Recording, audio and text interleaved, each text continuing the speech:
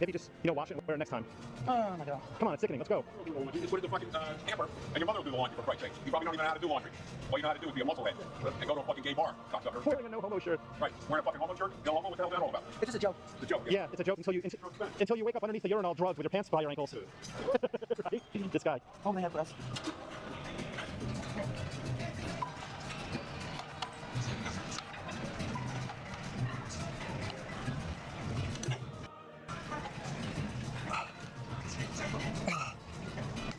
Overhead press shoulders, working my shoulders and trapeze on the overhead dumbbell. Overhead press shoulders, dumbbell, working on trapezes on our shoulders.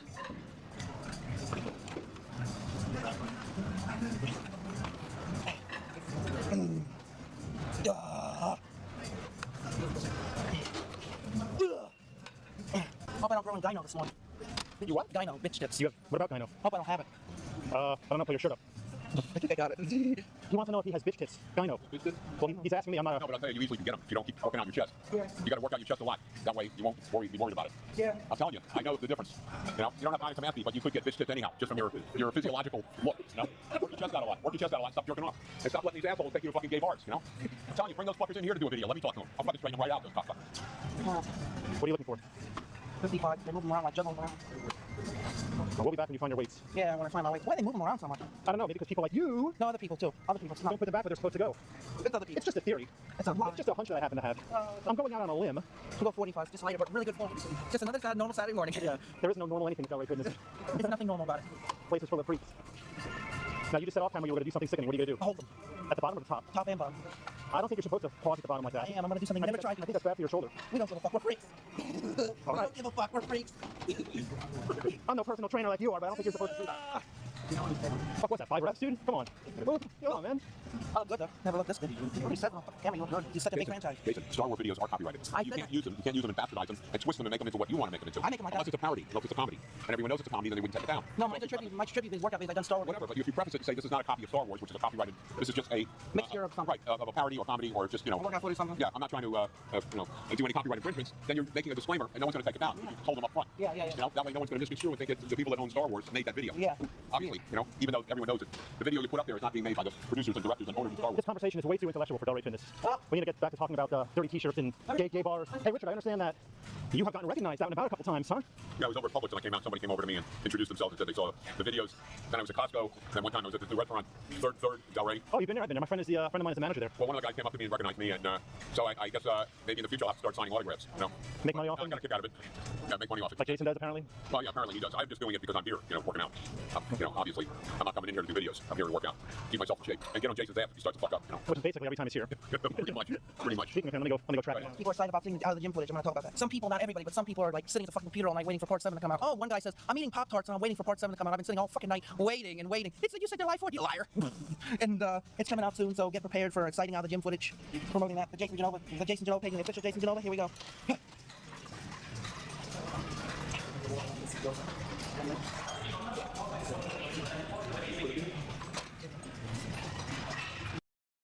This is the sound of atopic dermatitis, also known as eczema.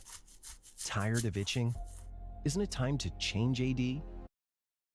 Last night I was in Los Angeles with my producer out the gym footage, and you can go to this is the Jason Genova page, and my other site, the official Jason Genova page, the original page where we do our out of the gym footage. And I was in Los Angeles last night, and I had my shirt off and I was posing, and I gave the audience in the bars, these girls were screaming, "Take your shirt off, pose more." Better not let Richard hear about this. And then I was posing in front of what people were eating. This girl spit out her sandwich. She's like, "Oh my God, he's huge!" Spit out the sandwich, literally. I don't think she digested it real well. Here we go. Come on, negative, down slow. Down slow. Right up, down slow. Right up. Down slow, good. You ever seen the movie from 2004, Dodgeball, with Ben Stiller? Remember? Yeah, it's hilarious. With Ben Stiller, and he's the bad guy, and he says, dodge, duck, and it's great. And then Ben Stiller owns this gym called Global Gym. Maybe they'll name this gym Global Gym. Global Gym Paradise, aka Dark Lord Spaniard. Repeat that, Global Gym. Where am I following you to now? We're gonna do some shoulders, more shoulder exercises, compound them. How about some sickening side lateral raises? What do you say? Yeah. Your part in dodgeball too. Dodgeball. I'm gonna give you a part. How'd you like that? How'd you part in dodgeball too? You'll play the attendant in the bathroom, giving out cologne in dodgeball too. Dodgeball too. Right. And you can fucking jerk off Ben Stiller, whatever you want to do. Shove the dodgeballs up his ass. Yeah. funny the movies he likes. Okay, Jason. Let me do a set. I'll meet you over there, okay? Oh, wow. Richard, what do you think of Jason's form on the side lateral raises? I've had tutorials with him on camera now a bunch of times. That's good. Give me your honest assessment here. Right now, what it's doing? Yes. Try and go straight out. Don't bend your arms. Go like this, like you're flying. Like this. What about the position of the dumbbells? And right there at top, look at that. Shows up good. No, he's doing good. Yeah, I'm doing pretty Yeah, good. you just gotta do a lot of reps and a lot of sets. Gotta keep it up. Can't just stay home and jerk off. Gotta come to the gym more often. Oh, God, it's great. Oh, my shoulders are tapping. Nice and tap. You got enough testosterone in your body, Jason. You just gotta fucking take it to the max. You gotta push yourself. Whatever you have to do. Everybody says on Facebook I look a lot better than I did, and they're all still saying, You got a better upper body. Last year you looked like a little girl. yeah, I look like a little... Had nice legs, but now you're working your upper body. That's what you gotta do. Yeah. You know, then you'll never get bitch fit if you work your chest a lot. Yeah. And do shoulders. No. But you are looking better. You're taking it more serious. But you gotta stop those fucking pussy ass videos that those jerk offs are making you do. You're fucking gay bars. They're a bunch of assholes. You tell them I fucking said that too. Why don't you tell me who they are? We'll go fucking pay them a visit. Why don't you call me up and I'll come down for that fucking video and I'll watch it and I'll supervise it. I'll be the director. Fucking guys. All right, thank you. Come here, stop right there. At the top, like that. At least he's doing it. That's all you can ask. Putting in that. Shannon Margaret, I don't like your attitude talking about do I even lift, and of course I lift. You were a fan in the beginning and now you're being a hater? Well, screw that. Bye. I played Grand Theft Auto 4, but this new Grand Theft Auto 5 blows it away. I can't wait for it to come out. Get to be 4 or 5 different characters, and it's disgusting. I just can't wait for Oh my god, I just had a sickening idea for a video game. It's called Delray Fitness, and you get to be you, Richard, or Saul. Richard. Or Big Lenny. Yeah, Richard. I just thought of a great idea for a video game. It's called Delray Fitness, and you get to pick what character you want to be. You, Jason, Saul, or Big Lenny. Or And then- that other guy used to come in here. Or you can pretend to be Jason and work out and try to become a pro bodybuilder. Myself. You want to be Jason? Oh, sorry. That'd be great. That's comedy right there. Like you get 100 bonus points if you get kicked out of the gym. You beat somebody up, you get 1,000. Yeah. You take a 45-pound dumbbell, ram up their head. So you want to do some posing now? What's the story? Hey, let's pose, because I'm actually still working out and I don't want to lose my machine. And I know if I go to the bathroom, one of these mofos is going to just, oh, cover that mouth, you cocksucker. You get me sick, bro. Holy fucking mucus in my face. All right, let's do some posing. Let's do it in here, bro. Just get in the character. Good lighting, lights up. Yes, we know. Stupid fucking lighting, right? No, it's all clean lighting. You can't see definitely. All right, It's terrible lighting. well, let's ponder where we're going to pose while I do my set. Jason scoped out about 15 different locations in the gym, and he's come to the conclusion that the lighting right here is the best to show his. Sickening. Yes, I'll let him fill in the blank there.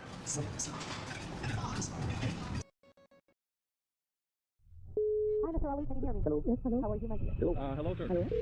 I want my money right now. You will never take in your entire life again? How the fuck am I supposed to live? Just a money, Kill shall we? myself right now. Okay, Yeah, go yeah, ahead and kill yourself. You're a liar. But I'm really good at it.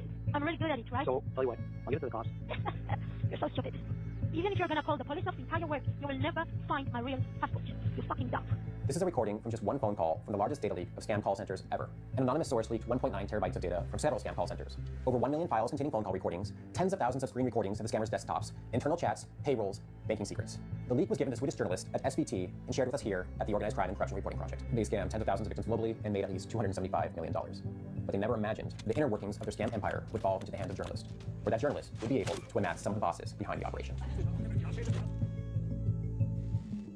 These scams begin in a separate but related industry of affiliate marketing. Affiliate marketing usually caters to legitimate businesses, making real ads for commissions.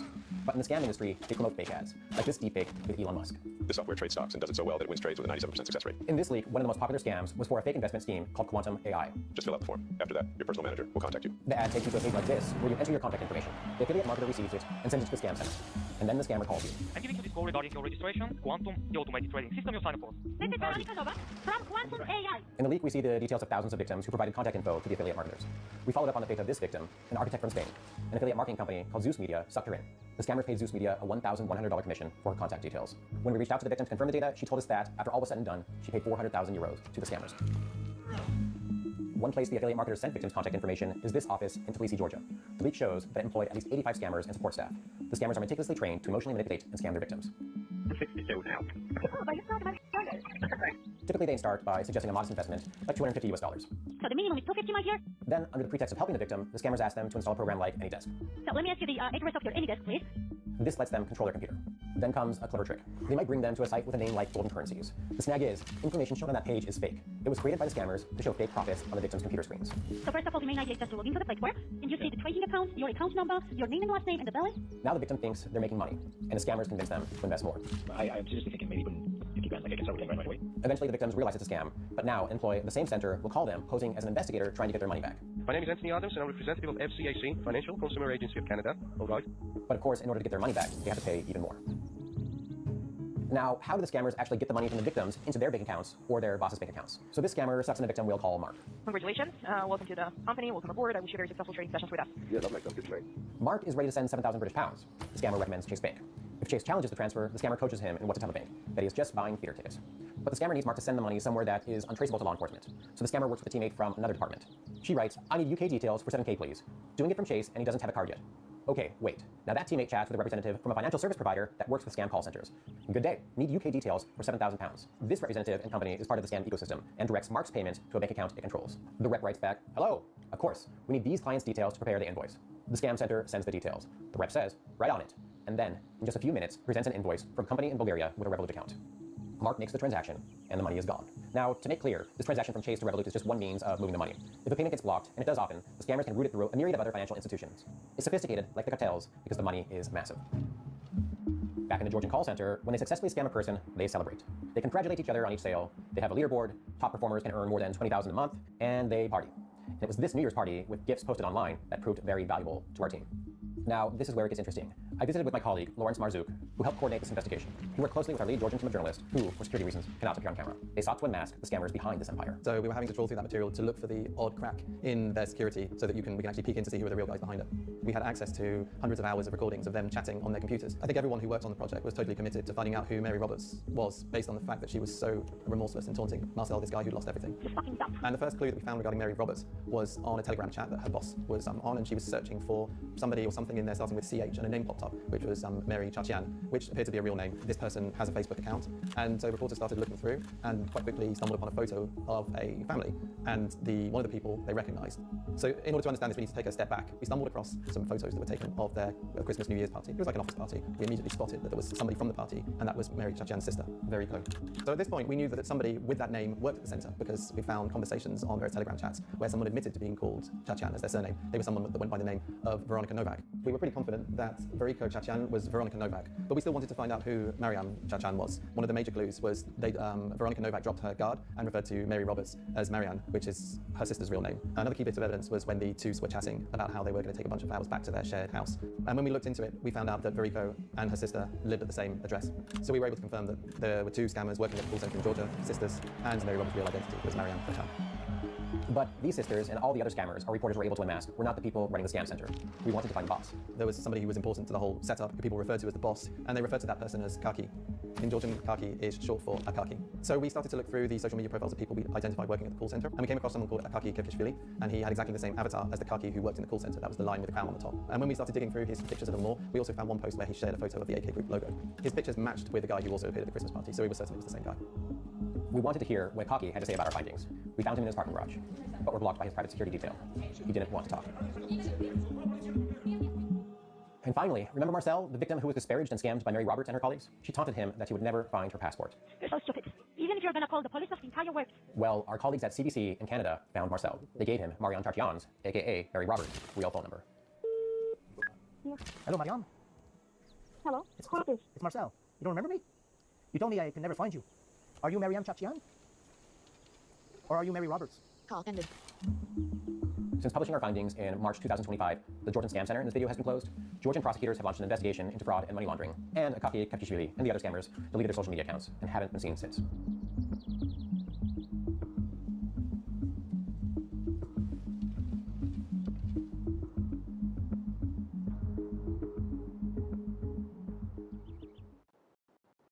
Investment scams can fool anyone, even millionaires. Our new investigation, Scam Empire, shows how a group of call centers managed to convince. This isn't just any chat, it's ClickUp chat. Sure, you can tag your team, ask questions. When it comes to outsourcing customer service or technical support, a lot of companies will look to India. The cost of labor is low, and the time zone advantage allows employees to better connect with their customers all over the world. But with all this technology and infrastructure in place, some Indians have found opportunities to run their own kind of call center, a scam call center. And a lot of individuals who get their start working for legitimate Microsoft or Amazon call centers will soon get recruited to work for fake Microsoft or Amazon call centers, where they can earn more, a lot more. Now, I don't like these scam call centers. I don't like what they're doing to innocent people. So I thought, what if I could turn the good guys against the bad guys? What if I could get a legit call center in India to flood the scam call centers, put them out of business, and get rid of the stereotype in India? Because not everyone on the phone with an Indian accent is trying to scam you. But you might think that with all these call center scams going down. Thank you for calling this squad. How may I help you today? So today, I'm going to show you how this can be done. I'm going to show you the underworkings of these scam call centers, save some victims, and try to make these scammers' lives as miserable as I can. But let's talk about what it takes to outsource a call center in India. A simple Google search will lead you to a whole list of companies that want to help you outsource your calls. These companies specialize in both inbound and outbound calls, and some say you can save up to 70%. So I fired off a message to one of these groups to get some more information, and one of them got back to me asking for more information about what I was trying to do. They asked about my company and what I wanted the call center to do and what my goals were. Okay, how am I going to explain that I want these agents to call up known criminals and intercept scams? I probably should have thought this through, but I wrote back with some vague description of how I wanted them to do some awareness work related to fraud prevention. And this company wrote back and told me that I need to hire a minimum of 5 agents working 40 hours a a week for at least a month, a rate of $8 to $45 an hour, which meant that my project would be in the ballpark of somewhere between $6,936 to $39,420. You know, if I had Amazon or Microsoft's money, or if my name was Mr. Beast, I would totally go this route. But I'm just a guy making YouTube videos in my basement. So instead of hiring an established call center in India, I said, I'm going to do what a lot of scammers do, and I'm going to create my own call center in India. I'm going to hire my own people. And as a scam baiter, you get to meet a lot of interesting people, including former scammers, people who spent years working in these call centers who know how the whole system works. And nothing would please them more than to make a couple bucks doing something honest and getting back at their former colleagues. So I got 3 former scammers willing to work in my call center, and one of them agreed to speak out. I've been working as a scammer for 3 years, okay? And from like 6 or 7 months, I didn't know that I was scamming people. I thought my job is to get remote of the computers, and I was just thinking that way. After 6 and 8 months, I know that this is not right, and this is all about scamming people and getting their money, and stealing their money in the name of Amazon and Norton. I was not comfortable doing that, you know. I was not comfortable scamming people, you know. Scamming means like stealing people's money, and I'm not from that family, you know. I'm not from that family which allows me to steal money. And our little call center is going to operate like a lot of the up-and-coming scammers out there who save costs by working remotely out of their apartments. We just need a couple laptops, headsets, and some calling software. Now, most scammers use Xlite or iBeam, but some of the smaller call centers are just using TextNow or Skype, because all you really need to scam is a phone number. Now, these days, most of the scams that we're seeing are inbound calls, which means scammers are coming up with ways to get you to call them. This might be with Microsoft pop-ups or emails from Amazon saying a charge was made without your knowledge, or they create websites to look like printer or OTT support. But let's talk about what's happening behind the scenes. When it comes to scammers in India, there are big players and little players, and the big players are the ones who specialize in creating the pop-ups or sending those emails. They have the resources and the means to blast out hundreds of thousands of emails and texts trying to get you to call in, but they make their money by selling these inbound calls to these smaller scammers. They call it call routing. So when you call that number on the email or the pop-up, you're calling a number set up by a vendor who then distributes it to the other scam centers who have paid him. And if you listen closely, you can even hear the call being forwarded. Now, call routing allows more scammers to get into the game, because not everybody can create pop-ups or send out mass emails, but anyone can pay a vendor to forward calls to them. And these vendors have Telegram and WhatsApp groups where they advertise their services to other scammers. And as you can see, these calls aren't cheap. You might be paying 700 rupees per call, which is like $8. But when you consider that you can steal $20,000 from a victim who calls in, you'll pay for those calls. So I thought I'd call up one of these scam centers to see where they were getting their calls from. Thank you for calling online support. How may I help you? Hi there, sir. I'm interested in purchasing some calls. Do you sell calls, or do you have a vendor that you can refer me to? Which type of call you're talking about? Oh, like Amazon scam, Microsoft scam, pop-ups, that kind of thing. Can you tell me where you get? I'm looking for some Microsoft or some Amazon calls. Are you able to provide a vendor that can sell those to me? We will contact you for sure. No, contact me right now. We're talking to each other right now. Where do you get your calls? Now, one of the reasons that scammers get so mad at you when you call in is because you just cost them money. They likely paid a couple hundred rupees for that call to come to them, so they're naturally going to be pissed at you and block that number so it doesn't happen again. Now, a lot of people ask me how these big scammers get their victim email addresses, and the answer is they're buying data lists just like any other advertiser. Data brokers are out there profiling millions of people and selling the information, and my sponsor, Aura, helps protect your privacy by continuously submitting your personal information such as your name, phone number, and email address for removal. There's also data breaches happening all the time, and your personal info could easily fall into the wrong hands. Aura will work around the clock to make sure your credentials aren't just hanging out on the dark web, and it'll notify you if they are. Identity theft is becoming increasingly more common, and it's essential that your family is protected. When you sign up for Aura, you'll also have access to their other tools like fraud monitoring, antivirus, and even a password manager. Aura protects what's important in an all-in-one app. I'd recommend that you try it out for 14 days for free at aura.com/pleasantgreen and see what kind of information Aura can uncover. With how much cybercrime is increasing, it's at least worth trying out. So head on over using the link in my description and get started for free today. Now, you're probably thinking, Ben, why are you trying to get victim calls forwarded to you? You're not a scammer. Well, here's my thinking. The emails are already going out. People are calling in. But if I could get the calls forwarded to my call center instead of another call center, I'll get to save these victims from losing everything. And we've seen people like Jim Browning hack scammer systems and route the calls to himself. But unfortunately, I got a degree in marketing and not cybersecurity. So for educational purposes, I had one of my guys pay a scam vendor for 10 calls. Now, most scammers pay for hundreds of calls at a time, so I'm sure the vendor thought it was a little unusual to just sell 10. But hey, money is money. And if we can stop these 10 people from falling for it, that's 10 lives that will be a lot better off. So after paying in Bitcoin and confirming our slot, we sat by our computers and waited for the first calls to come in. Hi, thank you for calling. How can I help you? Hello, sir. I received an email saying that I purchased an iPhone 13 Pro on my Amazon account. There's a lot of money. Can you please refund that? First of all, sir, we have intercepted this call, and this is a scam call center. We scam people in the name of Amazon. These guys are not Amazon or Microsoft or anything. So the order is fake? Yeah, everything is fake. And if you want to double check, you can go to your Amazon account and you can check your orders. There is nothing. Thank you so much, sir. No problem, sir. I really appreciate it. No problem. You have a very good day. And that's how it's done. Hi, how can I help you? Please tell me where I've called. I'm not sure if I got the right number. Delta or a tablet. It's a lie. They're all scammers. Do you know that? Okay. You have to send me a message about something about a tablet or something. Our order. And this is a scam call, so do not fall for this, okay? If someone tells you like you need to go ahead and buy gift cards or buy any type of crypto, then it's a scam, okay? Okay, thank you. All right, thank you, sir. All right, no problem. Be safe. Thank you. Now, before we could get our 10th call, the ringing stopped. And we soon realized that the number that we were using was blocked by Skype. Somehow we got reported, or Skype suspected that we were in cahoots with scammers. Which, I guess we were. And this is likely what happens to scammers multiple times a day. But they'll just get another number and keep going. But I wasn't going to keep going down that road and continue to give business to scammers. So, I gave my team new instructions. I told them that we were going from inbound calls to outbound calls. Because remember, every time they receive a call, it costs them money. Thank you for calling this call. How may I help you today? There's something that an email I just received. It says that there's someone who's going to be detected from my account. I didn't order anything. Now, it's a win if you could get someone to answer the phone, but it's an even bigger win if you can keep them on the phone for an extended period of time. Like, I'm not very tech savvy, as I told you, so you're gonna have to bear with me. Because the longer that you talk to them, the less opportunities they have to receive calls from actual victims. Yes, I was on the internet and the screen is frozen on me, sir. And scammers will ultimately ask you to download screen control software so they can take over your computer. What was the Click on the search box. What am I installing? Any disk application. I will spell that for you. Okay. And so to keep the call going, we go ahead and we let them on our computer. Click on start broadcast. But we have a surprise waiting for them when they eventually took access. Can you see this? For the people, for scammers like you, this is what they do in hell, okay? This is what they do in hell for scammers like you, You're ruining my country today, Do you see what this happens? What happens to scammers like you? Do you see this? This is what the gods are going to do. You're trusting God, right, Laura? So we kept this up for most of the day because no one's going to shut down our numbers. Please close this thing.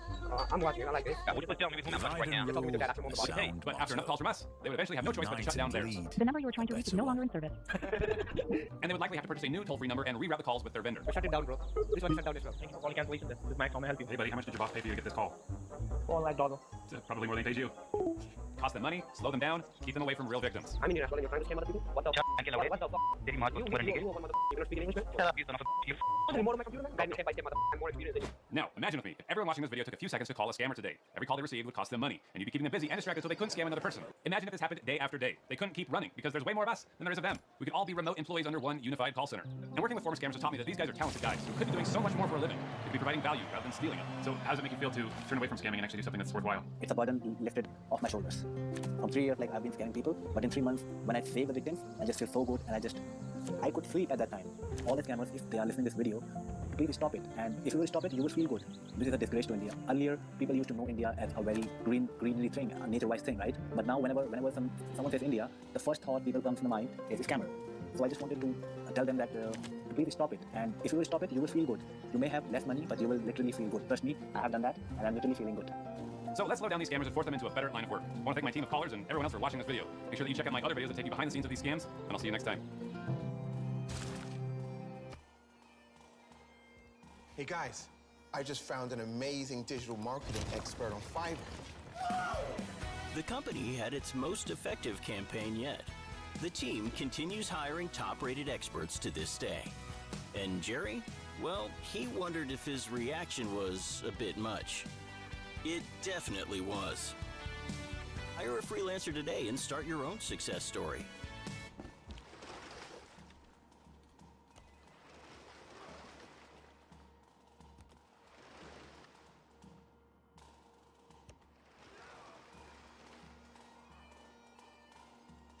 It's happening! Thousands of spring rollbacks.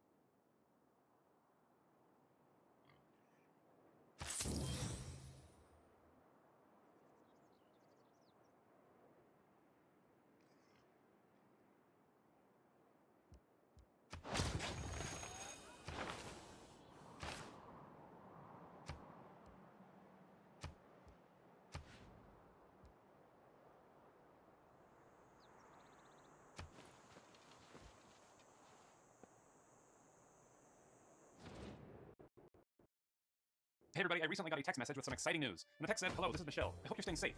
First of all, Michelle who? I don't recognize this person or this number, but she said, I hope you've heard from the Facebook Powerball random lottery going on. It's randomly selected from over millions of Facebook users. I claimed my winning and saw your name on the winner's list. I think I need to let you know so you can also claim yours. All you need to do is contact the agent in charge. His name is Jakins Clifton. Send a text to the agent to confirm your name, then claim it. Okay, well that was a word salad, but what if Michelle is telling the truth? What if my name really had been picked for the Powerball lottery? I suppose there's only one way to find out, and that's to contact Jakins Clifton. So I send a text message to this number and I say, is this Jenkins Clifford? I was told to text you. And they responded pretty quickly with, yes, what's your name to check if your name is still available on our winners? And I said, my name is Mike Roch. Hey, has anybody seen Mike Roch lately? Okay, hold on, checking your name right now. Congratulations, your name is still available on our winners list and you have win $65,700. Are you ready to claim your winning funds out right now? All right, so either there's really someone out there with the name Mike Roch or this guy is full of crap. I'm gonna put my money on the latter. So I play along and I say, well, what do I have to do? He said, you will need to fill some requirement details so that I can help you proceed your winning funds. And I said, okay.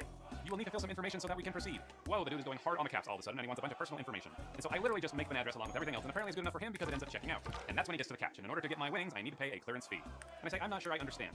And he goes, listen to me, I said you winning. You need to pay for your winning documentation and clearance fee so that the FedEx delivery man is going to deliver your winning package to your doorstep today. And I'm like, what do you mean? What have I won? And how much is the clearance fees?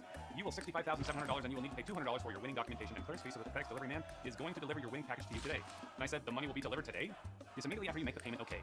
So if the money is arriving today and I just contacted him within the last hour, then this must be some incredible same-day shipping. I said, where was the money shipped from? You win from Powerball lottery winning, and your name was selected on our winners list, and you win $65,700. Okay. And I said, so it's out for delivery right now? Yes, and you will need to pay $200 immediately after you make the payment. I'm going to help you proceed your winning funds out for you. And the FedEx delivery man is going to deliver your winning package to your doorstep today. Okay. And then I asked the most important question. How do you know that the FedEx delivery man is a man? Yes, because we have the FedEx delivery man that is going to deliver your winning package to you. Okay. Hello, how are you doing? Are you there? I hope you understand me. This is ridiculous. But I said, okay. Are you ready to make the payment right now? Okay. Are you near to the store? The store? I said, what store? All you need to do right now is go to any nearest store and purchase Apple gift card at $200. Immediately you got the card, just let me know, okay. So now he's going to try and get a gift card out of me. And I said, what the heck are you talking about? You just need to get the card so that we can use it to verify your payment, okay. So that the FedEx delivery man is going to deliver your winning package to your doorstep. Okay, this is stupid. The money has been shipped. It's out for delivery right now, but the FedEx guy is just driving around in circles waiting for the payment before he can deliver? This is not how the real world works. I said, so you want me to pay the FedEx delivery person? Yes, you will need to pay for your winning documentation and clearance fees right now. And I'm like, I will pay the delivery man when he arrives. Unless it's a delivery woman, then I will pay her. Listen to me, I swear to God Almighty, you will need to make the payment first so that the lawyer in charge of your winning funds is going to sign on your document before I can able to proceed your winning funds out for you. And you are going to receive your winning funds today by the grace of God. This guy is getting so desperate. And he's like, when are you going to make the payment? I said, as soon as I see the FedEx person of unspecified gender. Listen to me, I said you will need to make the payment first so that we can verify your winning funds so that the FedEx is going to deliver your winning package to you. Okay, so I actually head to the store because it's near my house and I want to mess with him some more. But also because I'm out of milk and my new shipment of Magic Spoon cereal just arrived. One of the hardest things about getting older is that you have to start paying attention to what you eat and cut back on some of what you love. Like in my case, cold cereal. But this stuff is just as good as other cold cereals, and Magic Spoon contains 0 grams of sugar, 13-14 grams of protein, and only 4 net grams of carbs in each serving. Only 140 calories per serving, and they're keto-friendly, gluten-free, grain-free, and soy-free. So click the link below to get some Magic Spoon cereal today. You can build your very own variety box and use code PleasantGreen for $5 off. You can choose from the best-selling cocoa, fruity, frosted, peanut butter, cookies and cream, my personal favorite, and maple waffle flavors, plus other awesome flavors like blueberry and cinnamon. Magic Spoon is so confident in their product that it's backed with a 100% happiness guarantee. So if you don't like it for any reason, they will refund you your money, no questions asked. Also, for my Canadian and British friends, Magic Spoon is now shipping to Canada and the UK. So grab a spoon and eat up.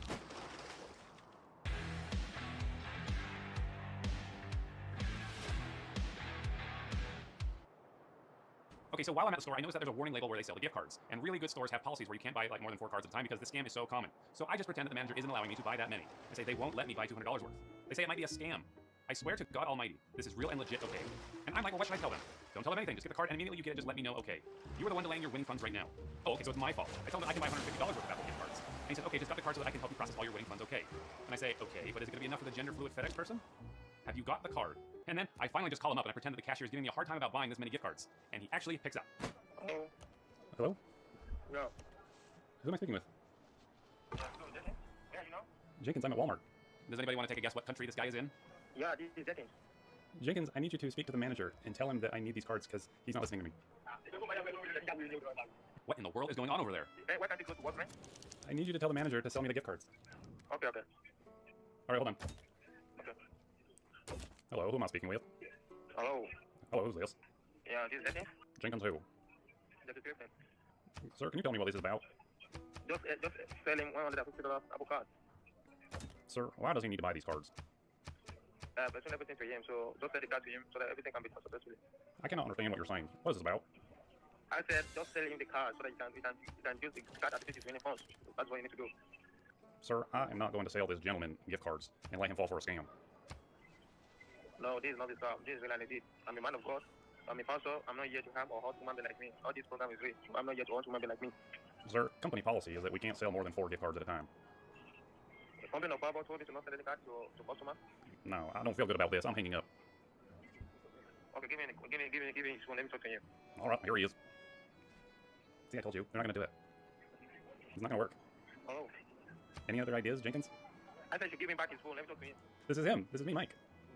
So just going on, let me know. I'm right here. What do you need? What are we going to do now?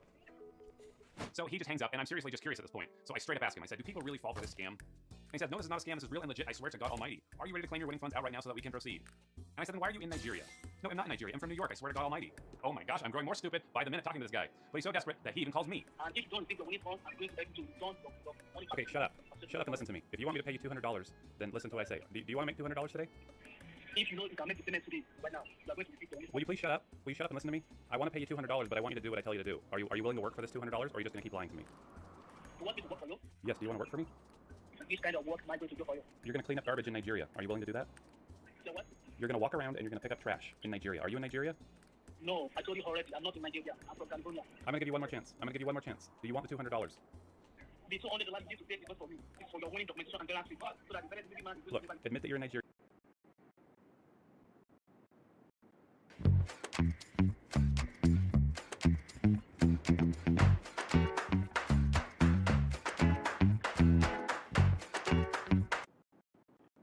Well, the economy's in the toilet thanks to the pandemic, and a lot of people are looking for some extra ways to make money. So when I got a text message from John Valdez telling me that I could make $650 a week just for advertising Frito-Lay on my car, I thought, well, this is my lucky day. So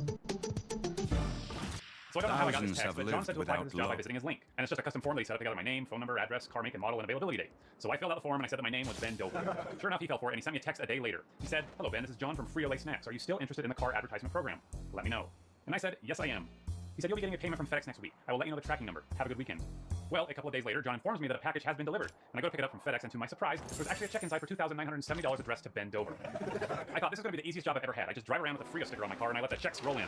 But the email explained to me that the payment you will be receiving will include advance payment $650 and the specialist fee. Please note that the check payment will be sent to you to cover advance payment of $650. Also, the check will be in the amount of $2,870. You will have it deposited, and when the check clears, which will be in a day or two, you are to deduct your $650, and the rest will be going to the specialist that will be responsible for the ad placement on your vehicle. We will also send you the information to send it as soon as the check has been delivered to you. Okay, so I have to go cash this check, and then I'll get to keep $650 for myself, but send the remaining $2,240 to the car wrap guy. But I'm not able to cash this check because I put a fake name on it. Oops. And if I were able to cash this check, it would likely show the money in my account, but it usually takes a couple days for the check to clear. So if it's a fake check, it'll bounce and the money will disappear from my account, which is why you shouldn't spend the money before the check clears, or else you're going to end up owing the bank. But John is in a hurry for me to cash this thing, which has me suspicious. So I take a closer look at the check, and I see that it's from CEC Development Borrower LLC in Louisville, Colorado. But when I look at where the check came from, it says Kaiser Permanente, which is a healthcare company in California. Kaiser Permanente, thrive. And the tracking says that the check was shipped from Richmond, Virginia. What in the crap is going on? So I decide to see what John has up his sleeve, and I tell him that I've cashed the check. He said, "Are the funds available now?" I said, "I think so. Do you have Zelle app on your phone or through your bank?" And I know what Zelle is. It's a popular money transfer service that a lot of banks use, but I play dumb and I say, "What is Zelle?" It's an app you can use to send funds. What about Cash App? Do you have Cash App? I said, "No. Do I need it?" Kindly download Zelle and have it set up and let me know when completed so I can send you the Zelle information you are to send the money to and get back to me with a confirmation screenshot when completed. Are you getting my messages, please? As you can see, he's in a hurry because the clock is ticking before his check bounces, or until this CEC development company realizes that someone is sending out fake checks in their name. So I decide to increase his blood pressure by wasting his time. I said, "Why am I sending you the money? I thought this was for the car wrap."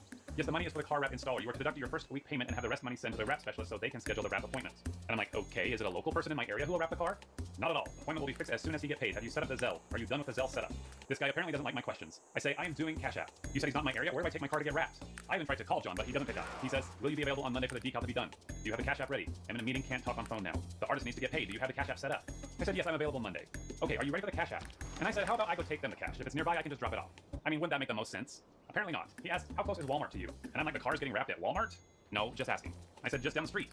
"You should go to Walmart and purchase Walmart gift card worth of $2,300. You will be buying 500 times 4 and 100 times 3. You just scratch the back of the cards and send pictures one by one. You can use your debit card to make the purchase. Let me know if you understood. Do you understand? You'll be buying Walmart gift cards, $500 each in 4 pieces and 100 in 3 places, making $2,300. This is the stupidest thing I've ever heard. I said, "So we are paying the wrap specialist with Walmart gift cards?" "That is correct, since the Cash App is not working. Please go get them now, scratch the back of the cards for PIN, and send the pictures." What a waste of time. I said, "Can I just take the Walmart gift cards to the car wrap place?" "No, they have to get paid first. Trust this process." I said, "Why don't you just send me less and pay the guy yourself?"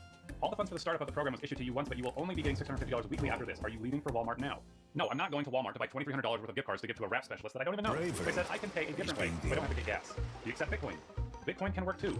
"All right, 2 can play at this game." I say, "I just need you to input your wallet ID and the amount in my form. This is where I keep track of payments. And this is my own custom form that I created in hopes that he'll click on it, because if he does click on my link, then I can grab his IP address. And I created this redirect URL at grabify.link, and hopefully it'll tell me what I need to know. But he must be suspicious because he refuses to click. He says, "I will just send the wallet ID you will send to." And I'm like, "Okay, but I need you to enter the amount in my form." Then he just tells me what I'm asking for without actually visiting my link. But I say, "Okay, I'm waiting for you to fill out the form."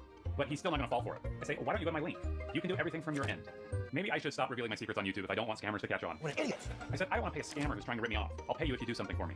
I'm beginning to get agitated because it's an insult to me by suggesting this is a scam. I said, "Okay, then tell me the location where my car is going to be wrapped. This is not a scam 100%. You doing this or not? I have other things to do." You have other people to scam, you mean?"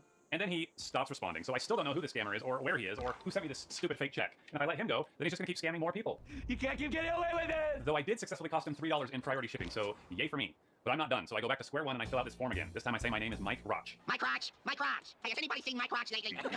You're probably wondering if he actually responded to that one, but you're probably also wondering how I haven't lost my hair dealing with all these dumb scammers. Well, it's because I recently started using Keeps. I was doing my hair every morning and I was freaking out at the amount of hair that was falling out. And then I learned that 2 out of every 3 guys will experience some form of male pattern baldness by the time they're 35. And the best way to prevent hair loss is to do something about it while you still have hair left. You used to have to go to a doctor's office for your hair loss treatment, but now thanks to Keeps, you can visit a doctor online and get your hair loss medication delivered right to your home. They make it easy and deliver your medication every 3 months, so you can say goodbye to pharmacy checkout lines and awkward doctor visits. Find out why Keeps has more 5-star reviews than any of its competitors and why hundreds of thousands of men trust Keeps for their hair loss prevention medication. If you're ready to take action and prevent hair loss, go to keeps.com/pleasantgreen or click the link in the description to receive 50% off your first order. That's keeps.com/pleasantgreen. Okay, well, soon enough, I get a text message on my other number from none other than Mr. John Valdez. "Good to hear from you, John." He said, "Hello, Mike. This is John from Frito-Lay Snacks. Are you still interested in the car advertisement program? Let me know." "Is the Pope Catholic?" I said, "Yes, I am." "Okay, which bank are you with? How many months do you want?" I said, "Bank of America. I can do as long as I'm allowed." He said, "Okay, you can send your account number, routine number, and the funds will be sent to you." Okay, this is new. Why is he asking for my bank details? I said, "The email says you're sending a check." Yes, this will be faster. Is that okay?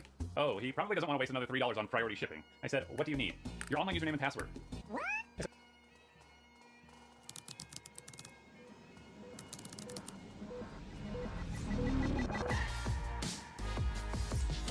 I said, why do you need my password? Just to be sure when you get the funds. Well, that's not going to happen, so I make up a fake account number and a routing number, and I send it to him, and I say, okay, well, let me know when you send it. And of course, he's not going to send it. He needs my password so he can get into my bank account and Zelle himself my money. So a day goes by, and I write back to John, and I say, hello. He says, hi, how are you doing? I mean, I'd be doing better if he would send me the money. But I said, I'm fine. I'm just wondering if you're still hiring for the job. He said, yes, you'll be getting the funds next week, and we'll let you know. I said, check? Yes. So a couple of days went by, and I got a text from John saying, good morning. How are you doing? You will be receiving the payment tomorrow via USPS. Here's the tracking number. Another $3 in priority shipping wasted. Except when I filled out the form, I put the address for Kaiser Permanente, the return address that he listed on his last check to me. So right now, there's some check on its way to Kaiser Permanente with a return address to Kaiser Permanente. Kaiser Permanente. And the idiot in Richmond, Virginia who sent this check was too stupid to notice. So Sean later texts me and he says, good morning. The package was delivered to the mailroom front desk yesterday. You should go pick up the package at your mailroom. Somebody in the Kaiser Permanente's mailroom is very confused right now. I'm like, okay, but why am I sending the money to Kermit? You should send $1,500 and send a screenshot of the contract to a YouTube video of Nelson from The Simpsons laughing at him for falling for my trick. He said, are you trying to steal from us? I thought you were honest. I'll be recording you to the police and our attorney will be contacting you. I said, the United States police or the Nigerian police?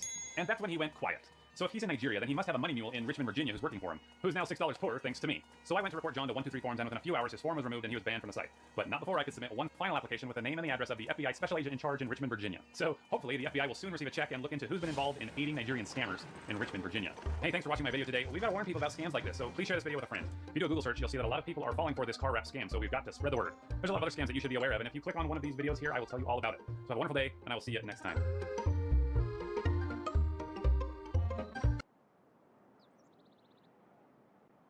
Some scammers are pretty clever, and some are just dumb. And today I've got a pretty dumb one, and I want to show you how I call them out.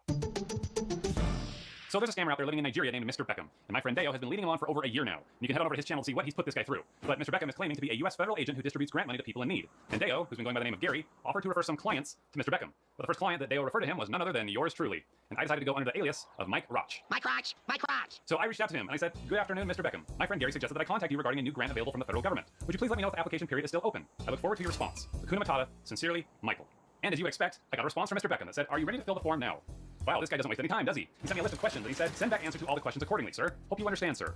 So then I make up a bunch of information and find some random house in Colorado that I claim is my address. And then I send it to him. But then he tells me that the next step is to upload my driver's license to a link that he's about to send me. So then I get a text message from ID.me with a link where I can upload my license. And either Mr. Beckham doesn't know what this text message from ID.me says, or he's hoping that I won't take the time to read it. Because it says, your identity is being used to log into Colorado DLE to apply for government benefits or healthcare services. Do not click this link if you do not recognize this transaction. Please click the following link to upload a picture of your document. Okay, so this isn't about a government grant at all. The scammer is just using that as a way to get me to verify my identity through ID.me because he's over at the Colorado Department of Labor and Unemployment website trying to file for unemployment benefits under my name.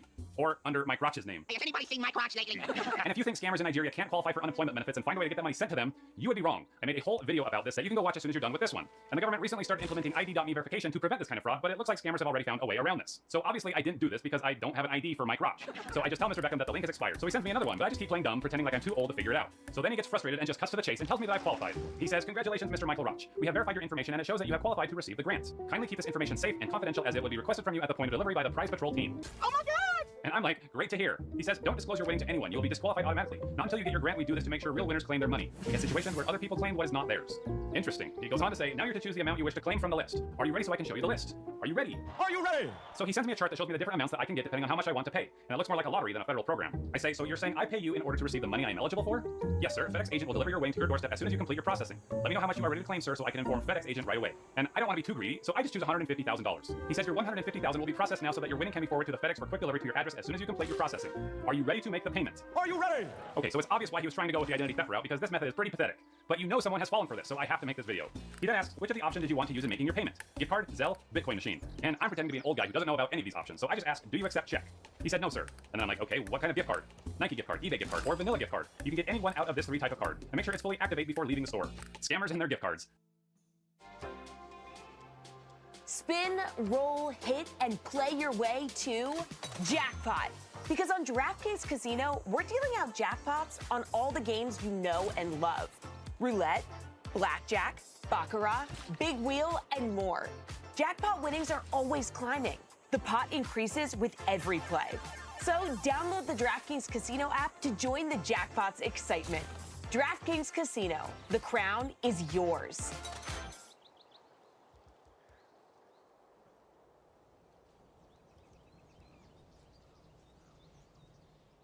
I ask, is Nike and eBay issuing the grant? I'm confused. He says, once you scratch off the back code and send me the clear picture of the cards showing the codes and receipts. We just need the back code to complete your processing, sir. How long will it take you to get the cards, sir? And I'm not going to send gift cards, so I just say, this is very confusing. Can I work with my bank to send the money from my account to you? And then he responds with some banking info for a guy named David. And this is a US bank account, so you're probably wondering, if this guy is in Nigeria, why is he asking me to send money to an American bank? Well, the answer is that this guy is most likely a money mule working for him, and I want to get him busted. So Mr. Beckham says, you can make the deposit to that account information now. Are you ready to make the transfer now? Are you ready? I say, I must go to my bank to initiate the transfer. Sir, who is David? He says, that's our cashier, sir, and that's the account information that's available right now. And then I tell him that I'm not going to be able to go to the bank until tomorrow morning. And he says, if you need to wait till the morning, that means you're getting the gift card in the morning, sir. And I'm like, so don't send the money to David? He said, if you are ready to make the transfer now, send the money to the account information. But if you can't make the payment now, just get a gift card in the morning. Hope you understand, sir. Okay, he obviously would prefer me to send a gift card instead of going through David because he wants to keep David a secret. But I'm going through David anyway. So the next morning I woke up and I did what I do every morning, and that's have a bowl of Magic Spoon. Do you love cold cereal but avoid it because of all the sugar? Well, Magic Spoon is cereal reinvented. It's got 0 grams of sugar, 13-14 grams of protein, and only 4 net grams of carbs in each serving. That's only 140 calories per serving, and it's also keto-friendly, gluten-free, grain-free, soy-free, low-carb, and GMO-free. Magic Spoon has 8 delicious flavors: cocoa, fruity, frosted, peanut butter, blueberry, cinnamon, maple waffle, and cookies and cream. The maple waffle and cookies and cream were limited time flavors earlier this year, but they sold out so quickly that they're still offering it. And cookies and cream is my go-to flavor, and I don't feel guilty for starting out my day with a big bowl of sugar, since Magic Spoon has 0 grams of sugar per serving. Magic Spoon is so confident in the product that it's backed with a 100% happiness guarantee, so if you don't like it for any reason, they'll refund you your money, no questions asked. Click the link below and use code PleasantGreen at checkout to get $5 off your order. What flavor are you going to try? So after breakfast, I said to Mr. Beckham, good morning. I will be headed to the bank shortly, because I'm obviously not going to do the gift card thing. But he says, good morning, sir. Send me the receipt confirmation once you made the deposit, sir. So I have the banking info for a guy named David, but I don't have his phone number. So I say, do you have a phone number for David? They may ask me. So he ends up giving me a number, and I think I may be able to call it and find out who this mule is. Now, I wasn't really going to go to the bank, but I pretended that I was. So I find some background lobby noise on YouTube, and I call up David. Hello? Hello? Hello? Hi, my name is Michael, and I'm at the bank. I'm looking for David. I know, my voices suck. I'm not Kit Boga or Pierogi, but try to bear with me. Yes, I am too. Am I speaking with David? Yeah. You have to go inside the how are you doing? Okay, I don't want to judge, but that sounds strangely Nigerian. Hi, I'm at my bank right now, and they are... I'm sorry? Yes, I'm at my bank, and I'm wanting to make the payment, but the bank is asking me if I know you, and so I just want to call and make sure that this is really David. Yeah, this man. Do you want to talk to the teller at my bank?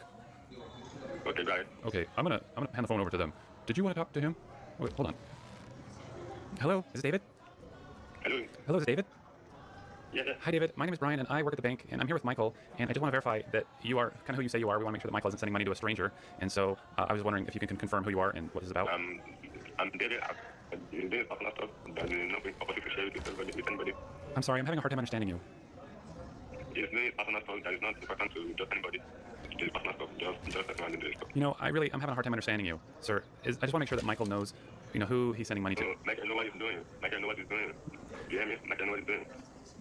If you can provide Michael some kind of documentation that you are who you say you are, or that you really are with the federal government, then we can proceed with the transfer, but we just need to see some documentation from you.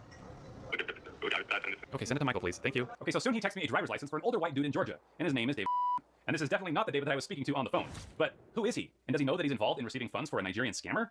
Or is he himself a victim who thinks that he's working for a legitimate organization? Either way, his hands are dirty, and I'll get to him later. But Mike Roch is still at the bank, and he's all sorts of confused, so he calls up Mr. Beckham to get to the bottom of it. Hello. Mr. Beckham? Yeah. Mr. Beckham, you sound exactly like David. No, I get it. Are you the same person as David? No. You sound exactly like him. Yeah, I'll call. I think I need to call back David to make sure. So then I call back David to compare his voice with Mr. Beckham's one more time to make sure. Hello. Is this David? Yes. David? Yes. David, you are the same person as Mr. Beckham. What? You sound exactly the same. Network officer. I recorded you. You're the same person. Is this not you? No. You are Mr. Beckham. Are you playing me? How in the world has a guy that dumb ever managed to scam anybody? Sadly, that was the last of our correspondence, but I did go ahead and search for the real David, and I found his actual phone number. But he wasn't picking up any of my calls. Mr. Beckham has either trained him well or tipped him off.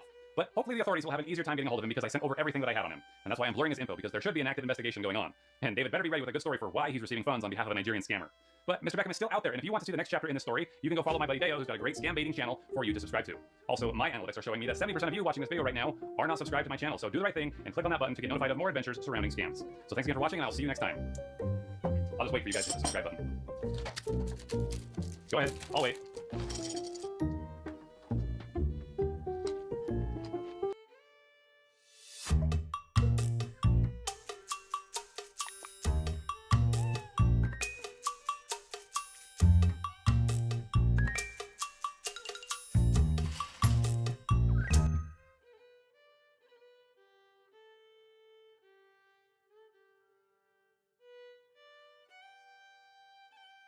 Rollbacks are also online.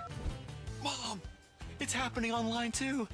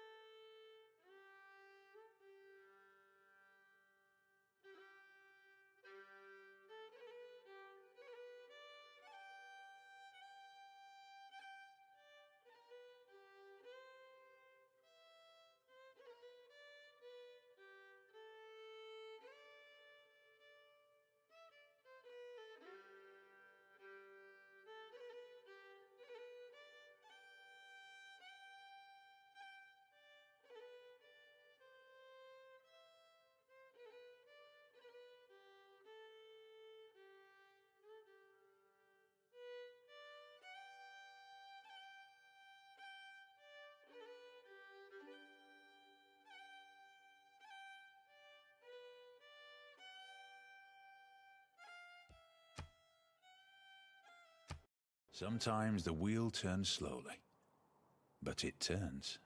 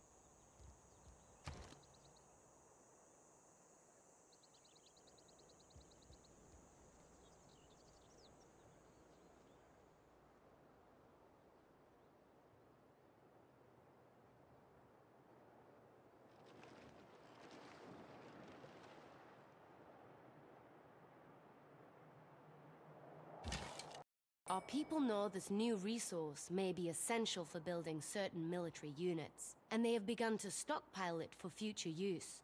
We should manage our use of this resource to make them...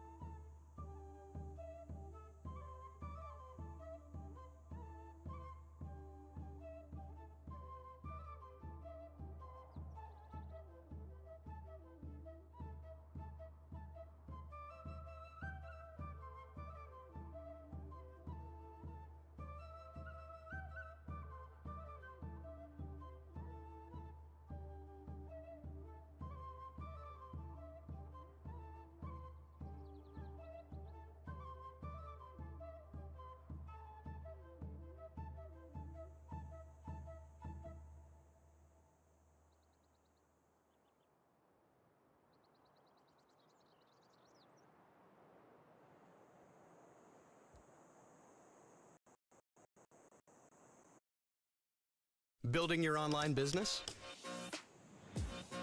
Go to Wix.com and set up. Brian, have you ever been on the Fighter Kid subreddit? Dicey. You can criticize my comedy, my podcasting skills, whatever. But if you go personal, I see you in the street, well, there's gonna be repercussions. You know, I don't want to beat anybody up. You know what I'm saying? But Isn't it you got immature at this point in your life? As a dad, as a father, do it at 38. Yeah, that's fucking weird. Oh, and you're gonna physically hurt each other? Yeah, dude. Yeah. Because we're human beings. I haven't been in a fight since the UFC. I mean, it would never come to that. I'd rather, crush them with words. Brendan Schaub may be the dumbest person I've ever heard in front of a microphone. So mind-numbingly stupid and talentless. It's honestly unbelievable. You ever tried throwing a trolley, Chen? No, I don't know what you're talking about, actually. Throwing a trolley. Is that what you said? Conor McGregor threw a trolley through a bus window. But calling Brendan dumb or unfunny doesn't even come close to summarizing the absolute embarrassment that is Brendan Schaub. It's mind-blowing what zero talent and a friendship with Joe Rogan will get you. He's got, 14 different podcasts at this point? From The King and the Sting to Fighter and the Kid, The Schaub Show, his own network, Big Boy Studios, and now he's getting ready to release his second comedy special in March. Shot my special in Dallas. My team shot it. Shot the commercial for it. I put all the financing behind it. So yeah, release in March. Nice. How are we as a nation allowing this to go on? He's not just unfunny. That much has been well documented. Schaub is somehow barely a comedian and also the embodiment of everything wrong with comedians today. He's a thin-skinned, arrogant phony, a mush-mouthed joke thief, a comedian more concerned about his appearance than his ability to write jokes or even speak in coherent sentences. He's fucked over everyone around him, from his friends to his family. And on top of all that, he's a hypocrite that actively censors people. Brendan loves cancel culture. So yeah, I don't like him. He's constantly making excuses, brushing off any and all criticism as wholly made up by irrational online haters. What's a harder audience to win over? MMA fans or comedy fans? Comedy fans, easily. Comedy fans are tough to win over, especially with my background. I look like the guy that bullied you in high school, but I'm actually really nice and I have good jokes. So. No, Baba. No one got bullied by a potato-faced metrosexual mongoloid in high school. You're just insufferable and bad at your job, bad at talking, a bad friend, a bad husband. You're bad at a lot of things, but you really suck at monogamy. Like, you really don't like people pointing that out. I mean, you could keep false flagging videos to get them pulled down, but that's not gonna stop you from trying to fuck everything that moves, including Bobby Lee's wife. I had a guy that was like, why don't you walk me to my truck with Mary guy? Where I'm like, and we know him, I'm not gonna say what it is. But he's like, why don't you give me a walk? Why don't you you should walk me to my truck? I'm like, so what, I can blow you? Like, what? Wait, who was it? So wait, we walked to my car. I finished my spot, being very good at comedy. You not being good at comedy. And then that's a clue. By the way, I don't want to be seen with you. I don't. The biggest clue you could ever give. If Schaub just came out and said, yeah, I cheat on my wife, so what? I wouldn't care. I don't think most people would care. Well, maybe Bobby, but still. Schaub would rather continue to lie to his audience, pretend he's something he's not. So he's still telling people he's happily married and a great husband, which only fuels more people to investigate his extramarital activities. I think he's hoping if he lies to enough people, he'll start to believe it himself. Fake it till you make it, I guess. It's worked so far. But maybe we shouldn't judge Brendan based on what kind of a husband he is. According to him, that's not how you judge a man. You judge a man based off what kind of father he is. Joe Rogan's taught me so much in life, more than anybody else in my life. He's the best dad I know. I'm a fucking beast of a dad. I pride myself on that. And now you base a person, I don't give a fuck what business they're in, what profession they're in. You judge them based off the way they treat their kids. Okay, we'll go by that metric. You're still a piece of shit. Brendan named his kids Tiger and Boston for what I can only assume is to ensure they're bullied every day at school. That's not a name you want. It's a nickname you earn, maybe. I mean, fuck it. Why not name the next kid Demon Slayer or Pussy Destroyer? Those are cool, tough names. Cooler and tougher than Tiger. You could tell Schaub regrets naming his kid Tiger, because now he just calls him T. He'll probably start calling the other one B when he realizes Boston is also a pretty dumb name. Those poor kids. And if Brendan looks up to Joe as a great role model for what a father should be, why is his approach to fatherhood the complete opposite of Rogan's? You think a guy that works with 2 accused sexual predators would be a little bit more cautious about posting pictures of his children online, but apparently not. I went ahead and blurred the kids' faces because I have more respect for their privacy than their own father does, but all this shit's public. Brendan puts it out there. I really think Schaub just had kids so we could force them to dress up and pose like him for his Instagram and Twitter. You ever see Joe Rogan posting pictures of his daughter dressed up like him, hunting elk and snorting ivermectin? That'd be weird. This is gross. It's exploitative, and people say really mean shit about his son in the comments. It's not nice. I frankly don't approve. But Brendan doesn't stop embarrassing himself or his family. He's pretty quick to open his big Botox mouth and fuck over his friends too, like his role model, Joe Rogan, the guy who handed him his career on a silver platter. He outed him in 2019 for also cheating on his wife. Listen, I know some bald fucking dudes who are slinging dick out there. Look at Dana White, Rogan. That's it. Dicey, B. You don't want to go pissing off Papa Rogan like that. He'll delete your episodes in a fucking heartbeat you slip up like that again. It's so funny. Brendan is the most frequent guest on JRE, the most popular podcast in the world, with a total of 83 appearances, and he struggles to get 100,000 views on his Thick Boy Studios channel. And it's not like Brendan has a different audience. It's the same people that watch Rogan. So his entire fan base is made up of the less than 1% of JRE listeners that are able to stomach his CTE-induced blabbercast. I mean, look at some of these numbers, dude. They're not great. You'd be hard-pressed to find a single comedian with something positive to say about Schaub. Even within Rogan's circle, it doesn't take a genius to pick up on the fact that these people have no fucking respect for the guy. You started a podcast, it became very successful. One day I'm going through fucking Facebook, and I see that fucking Brendan Schaub's doing stand-up at the store, and I go, no.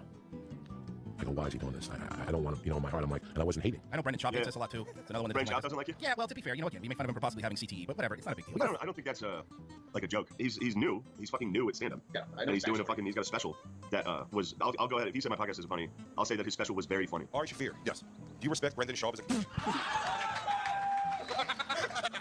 But maybe they're being too harsh. Maybe Brendan's right and they really are just haters. I mean, Schaub's a student of comedy. It's been his passion ever since he was a boy. The man studied this shit. He knows the names of all the most influential comedians. I'm obsessed with Tom, so yesterday I probably watched 8 comedy specials and watched all this YouTube stuff and read this book. So let's say George Carlin. If he's Carlin. Let's say who inspired him? George Carlin. Now if he shoved his dick in her face, we got problems. Start jacking off Louis KC style, you know what I'm saying? I mean, Howard Stern, Open was kind of like that original podcast thing where it was like they were just saying, doing whatever. I love when Patrice was on the radio. Yeah, it's not a joke anymore. Brendan genuinely has CTE. His brain is leaking out of his cauliflower ears. He's always been pretty stupid, even before he stepped into the octagon in 09, but it's gotten so much worse over the years, and he's only 38. His brain's not getting any better. It's broken. This motherfucker's out here linking clear troll accounts in his Twitter bio and not realizing for days the mistake he's made. He's a fucking idiot. I think a lot of people get hung up on how stupid or unfunny Schaub is and forget that he's a proven joke thief. Like he stole Nick Swartzen's fajita bit nearly word for word. You order a fajita, you order them, and then a couple minutes later, they bring them out, and it is loud. How does it feel? You're the chilies and order fajitas. Smoke, it's like 4th of July. Everyone's like, oh my god. I put those fajitas in the floor. What the fuck? Right here. And he hasn't shown any signs of stopping. In fact, he's still stealing, like in the set from May of 2021. He's just gotten a little bit more clever with his plagiarism. You allow a grown man named Michael Jackson to take your son to Hawaii for 8 days by himself? The fucking king of pop rolls out the red carpet in Honolulu for 8 days? I'm sucking his dick, you feel me? You know how good it must have felt to go to school the next day after that shit? Hey, Billy, how was the weekend? How was my weekend? Michael Jackson sucks my dick. I know it seems harsh, but man, somebody's got to teach these kids. There's no such thing as a free trip to Hawaii. That's like coming here getting fucking honey, give them 2 trout, sending them to Rocky Mountains, and like, you think those fucking grizzly bears got those kids, man? That's insane. Having women work with men, right, is like having a grizzly bear work with salmon. Dipped in honey, like so. He's not improving comedically, he's just stealing from better comics. And you could say that's a stretch, that those are 2 separate jokes from 2 different comedians, or that Brendan's joke is similar but different enough, more of a remix of old ideas, if anything. But that is literally the exact offense Carlos Mencia used when Rogan called him out for sampling jokes. You better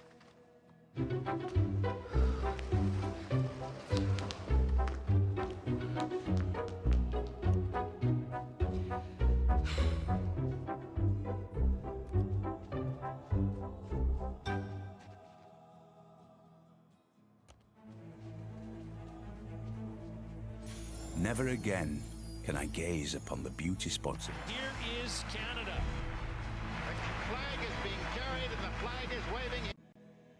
You better get the fuck off stage, because if anything you say is even remotely funny, I'm gonna make it mine. And all I'm gonna do is say Mexican in the front. I'm like a rapper. I just sample shit and make it my own. Was that really my song? I don't know. But it sounds like mine, but it kinda sounds like somebody else's. It's a hit, bitch! Yeah, pretty similar scenario here. Same shit, different toilet. So why is no one rushing the stage during one of Brendan's sets and making him answer for his unoriginality like Rogan did to Mencia? Someone, please do that and record it. I'd like to hear him explain why his jokes are so similar to other comics. The punchlines are just barely changed, enough to have plausible deniability. Trout dipped in honey as opposed to salmon dipped in honey. But even talking about Brendan stealing jokes is putting the cart before the horse, because Brendan's single biggest hurdle in life, his arch nemesis, is the English language. He talks for a living, and he struggles to do that. Chauvism after Chauvism. His subscribers will tell you, it's damn near impossible to listen to Brendan for more than 30 seconds without a mispronunciation or made-up word or phrase. It's so well done. It's it really struck at the strings on the heart, dude. It's so good. And for the rest of America that don't subscribe to what this cancel culture is, for the rest of the world that don't subscribe to this toxic silencing of voices, I'm hiring someone like the best in the game, especially his money and his wife's money. I'm hiring fucking Martin Scorsese or whatever Scorsese to do my shit. You really do feel dumber after listening to Brendan speak for any prolonged period of time. I can feel my brain cells committing seppuku, forcing myself to sit through this shit. Look at the top comment on this video. The bar is so astonishingly low for Brendan. All he has to do is try to speak properly, and his audience is amazed, dumbfounded by his improvement, his ability to somewhat put together sentences. Humility goes a long way with people. Thankfully, Shaw was blessed with that gift. He respects everyone, even those less fortunate than him. He values their opinions just the same as everyone else's. Because the type of person that were to go on YouTube and leave a negative message, to even create an account to be that way is, I don't associate with those people. I don't know those people. It does not matter to me. What do you care? It'd be the same as a cat creator profile. That's a good example. Who cares? Even a homeless guy. If a homeless guy was just creating a profile and talking shit, it doesn't matter. Brendan's a principled man. He doesn't believe in double standards. It's not like he just agrees with everything Rogan says because he's a sycophantic, opportunistic leech. No, he lets everyone speak and doesn't just pig-headedly barge his way into conversations with all the subtlety of a battering ram. The biggest thing, when you go, you have friends that have real money, you see what, you see what, but I'll tell you this. I don't know. See, it's weird. It's not. They don't listen. In the middle of the country, they listen. In the middle of the country, they listen to truck driver shit. Listen, first of all, if you're getting bored, Brendan, I'm good.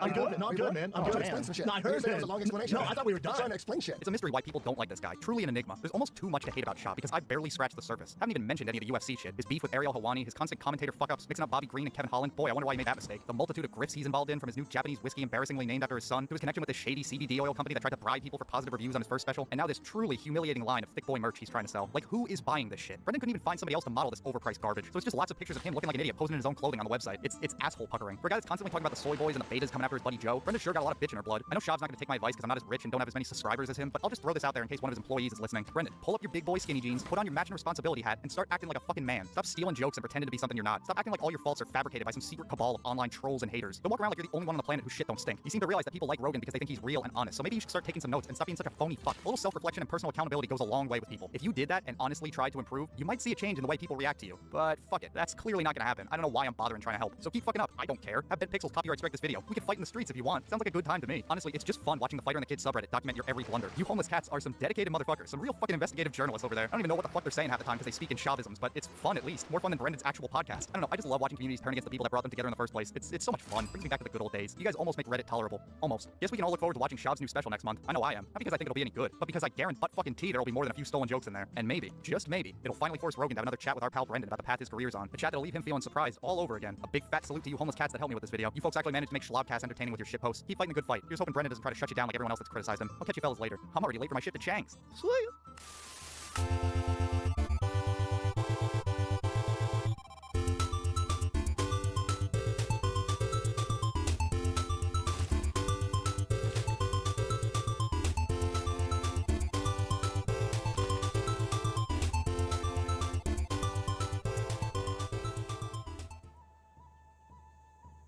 The story starts.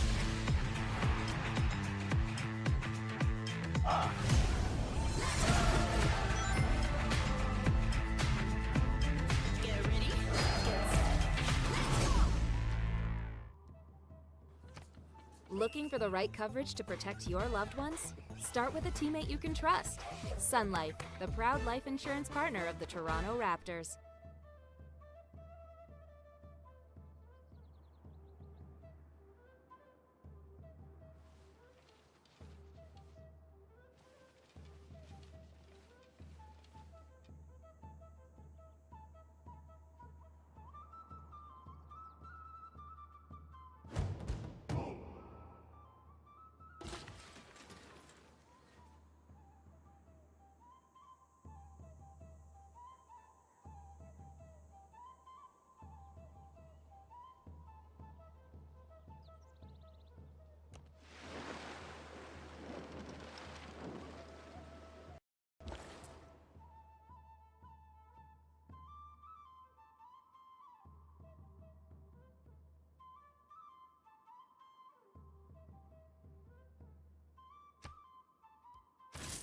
In addition to bringing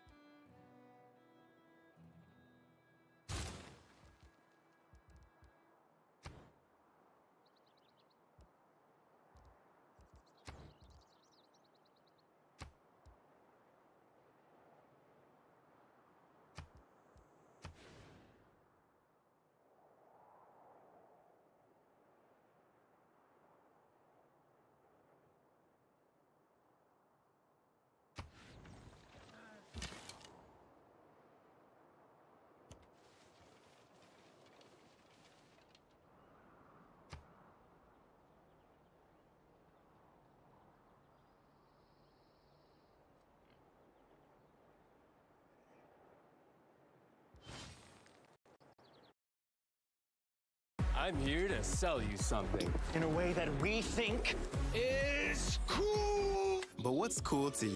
Let's also look at our stress levels. Oh, that's number one. Number one. I had to fire some people. Oh, there's certain things you gotta fix about your life. You're stressed about some stuff. Yeah, I gotta fire more people. How's your psoriasis? It's getting better, man. It looks good. Yeah, I fired some people and it's getting better. And what started me getting fired was like, I couldn't come in for shop show because I was with my wife in Vegas and I planned to come earlier, but couldn't like, so if you're a comic, Brendan talks about you. If you're Brendan and you're a comic, did in the sync. Oh, multiple times, yeah. Okay. The creative director, Mike, who's a great guy, he communicated with him, hey man, this really bothers me. You know what I mean? Like, this really bothers me. Hey dude, Brendan is a narcissistic asshole who lies to people and defames them behind their back. That's not the kind of guy that I feel any sort of loyalty to protect his nature now. These past few weeks have been pretty intense for Brendan Schaub ever since his former handler, Mark Harley, decided to declare war on him and expose some pretty wild stuff about Schaub after getting fired. Ever since then, Mark has been on multiple podcasts, including The Red Bar Show. He went on another podcast trashing Johnny Letterman and Kalila, and also explained why he got fired, revealed some pretty intense secrets about Schaub and the entire operation over at Thick Boy, and surprisingly, Mark is now welcomed by the Fighter and the Kid subreddit who once hated him. And it's actually pretty entertaining. And at first I thought it was another Maverick situation, but as time passes by and Mark reveals more stuff, it's actually going into something pretty wild. So here's everything that has been happening in the entire Mark Harley and Brendan Schaub drama, so let's get into it. You know, one time for Tiger Fig, blew over. He asked for something that I couldn't have gotten like the next day. Like, and I couldn't go back and get it. He's like, you guys get videos of the winner who were there last time. I'm like, no, but you didn't ask for that. And he's like, God, not one of you. Like, he kind of doubles down and like, it's a very classic him. He'll ask for things after the fact. There's a few moments like that. And the most recent one that actually led to my firing was I couldn't come in for a Monday. I was in Las Vegas with my wife, and you know, this whole time I was trying to go to shop, literally working 7 days a week for him, supposed to do security. I'm on call when I'm home to do social media. It was like my whole life was like working for this guy because he doesn't have any boundaries. The final thing I'll just repeat was I was in Vegas and I couldn't come in on Monday for the shop show. Now, the shop show is under the Thick Boy Network. I didn't know this at the time, but he had taken me off of the Thick Boy payroll, which is one of 3 sources that I got paid from. At the time when he reprimanded for me not being able to come in, I had called one of my coworkers and said, hey, could you cover the duties that I'm supposed to do in the room? They said yes. I did that ahead of time. I contacted Schaub ahead of time, and I still got reprimanded in a way where I felt like it was a little bit like, hey, I didn't even take a week off after Christmas. About a month ago, people started to notice that Mark Harley wasn't on the Fighter and the Kid podcast anymore, which caused them to speculate that he was actually fired. Back then, Mark wasn't liked by the Fighter and the Kid subreddit, so they thought that he was just fired because of how unpopular and hated he was on the show. And listen, when the whole thing went down and Mark decided to come out against Brendan Schaub, I did think at first that he was just salty because he wasn't getting paid anymore and was doing this for attention. But after listening to everything that Mark has said so far, it does sound like there are actual feelings and there is tension between him and Brendan Schaub. I defended myself saying like, hey man, we're fixating on the fact that I didn't text you back for a few hours. Maybe you had your priorities out of whack. So obviously he didn't like that. Fired me in group text. You know, said he was going to pay me for the month of February. Has not done that. Oh, and he didn't pay you, which is like the worst thing. Yeah. What started me getting fired was like I couldn't come in for shop show because I was with my wife in Vegas and I planned to come earlier, but couldn't like. So and I'm sending this like anxiety ridden text like, hey dude, I'm so sorry I can't come in. Like I texted the other guy, he can cover my thing. And he was like, this is not good. He sent me this shitty text. I made it awkward. Like had I not get fired, I was going to have to take it on the chin. But like this was 7 months of ad reads for Happy Hippo, and it was like, oh yeah, instead of $7,000 you're going to get $3,500. Yeah, that's a significant amount. Ooh, instead of 3 months of Tiger Thick, it's $9,000 you're going to get $4,500. Okay, that's $10,000. Yeah, like I'm sorry, that's a big amount of money. You know, like although Mark admits that he made a mistake, it does sound like it was a scenario where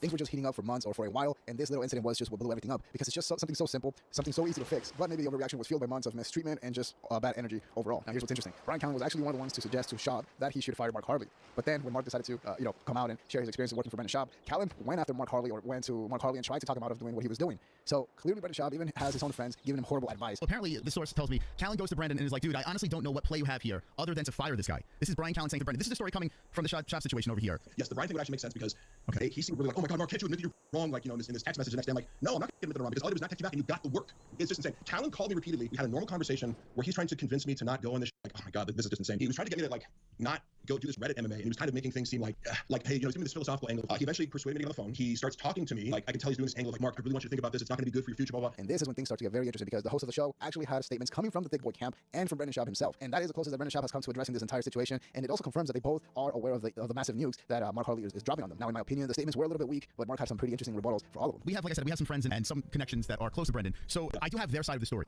He was missing work all the time. So that's false. Oh my goodness. Did I miss one single day? I didn't miss a single day. Now this is from their camp.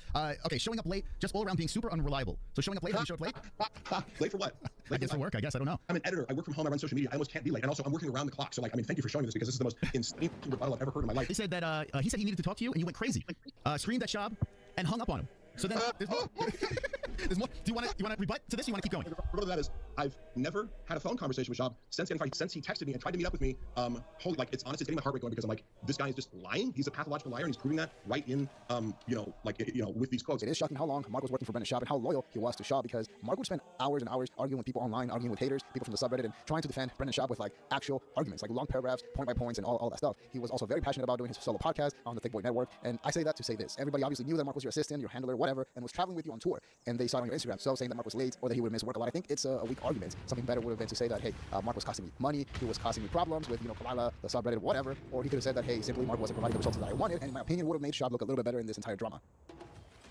Well, she's very sadistic to Bobby. She, you can find compilations of her attempting to humiliate him. Yes, I actually noticed it I've seen him. Yeah, when they came out on the H3 podcast, that was really, I'm sitting there watching it going, look at the way that she emotionally steamrolls over Bobby. He's saying, I'm uncomfortable doing something. Please stop doing this. And she goes, no, don't be Bobby. I'm like, that's classic abusive, manipulative behavior. She's remorseless. I've seen excerpts where she's essentially...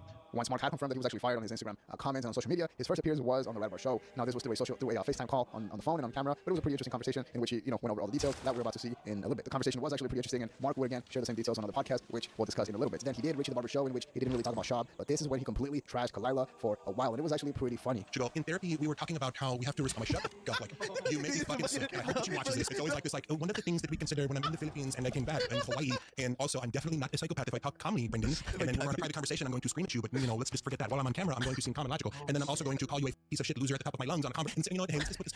She's a sadistic, narcissistic psychopath. I think at that time, Kalila and Annie Letterman were like dogpiling on him, and I just thought that was gross in general, of like, you're trying to like Me Too this guy essentially. And guess what? Joe Rogan agrees. You think you'll see Annie Letterman on Joe Rogan anytime soon? Probably not. I know for a fact. And the thing is that Mark and Kalila have actually gone at each other in the past when the whole Tiger Belly Brennan Schaub drama was going on, but nothing like this before, which is a clear sign that Mark Harley is not holding back and is going for blood. At some point, she did bring up my name. She was like, "Oh, your little friend Mark." And also during that time, I think I mentioned something about how this is what really like almost could have potentially set things in motion, like for Kalila to get upset because I mentioned like that she was some other dude in Hawaii or whatever. And that made Kalila think that like Brendan was gonna really like oh no, but I just want to like expose you for being a two-faced. I do wonder if Kalila will respond to this because she didn't hold back when she wanted to talk about Brendan Schaub, even after the whole conversation happened. We also talked about this before, but Mark essentially confirmed that Kalila and Annie Letterman both destroyed their chances of being on the Joe Rogan Experience because it's true. Even though Joe Rogan wasn't publicly involved in the entire drama, he was behind the scenes. There's even a comment or an answer from Mark Harley which says that Joe Rogan actually screamed at Brendan Schaub for using his name to attack or to threaten Bobby Lee when the entire thing happened. Secondly, like the Bobby Lee, like who's the master of the subreddit thing, that was so many levels of stupid. He hires this team of fake hackers, gives them cash, duffel bag, and knowing who he went through to get these hackers, like in retrospect, I'm like, oh my god, like when I at first, like I would be like, run, don't walk, run away from this person. You're probably getting scammed. In retrospect, you realize that I think to some degree that this all may not have been real, but like he's not evaluating the 3 pages of evidence that he claims to have had. He still can't own up to that fact when his ticket sales are dwindling, the views are dwindling. He won't even acknowledge like, hey, maybe the fact that you attacked and bullied this beloved comedian that might have something to do with it. Oh no, it's because of the recession. Sure thing, dude. Now this is very interesting because prior to this. This spring at Canadian Tire, you'll find over 1,000 deals each week, up to 40% off. So we've gotten used to goodbyes. Discover this week's deals online or in the flyer.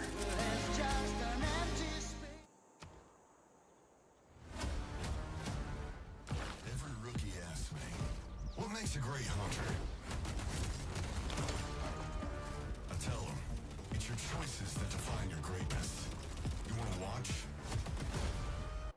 A lot of people were speculating that Brendan Schaub had actually made up the entire accusations against Kalila and Bobby Lee, and saying that he had evidence about them being behind the subreddit that attacked them and all that stuff, just so he could have an excuse to attack them because they talked about Brendan Schaub on the Trash Tuesday podcast, saying that Brendan Schaub was hitting on Kalila and Letterman and all that stuff. So what Mark is saying is that at some point Brendan Schaub did believe that somebody from Tiger Belly camp had something to do with the Fighter and the Kid subreddit, and the Trash Tuesday beef with Kalila and Annie Letterman just happened to start around the same time. Now, whether the information that Schaub received was legit or not, that's a different story.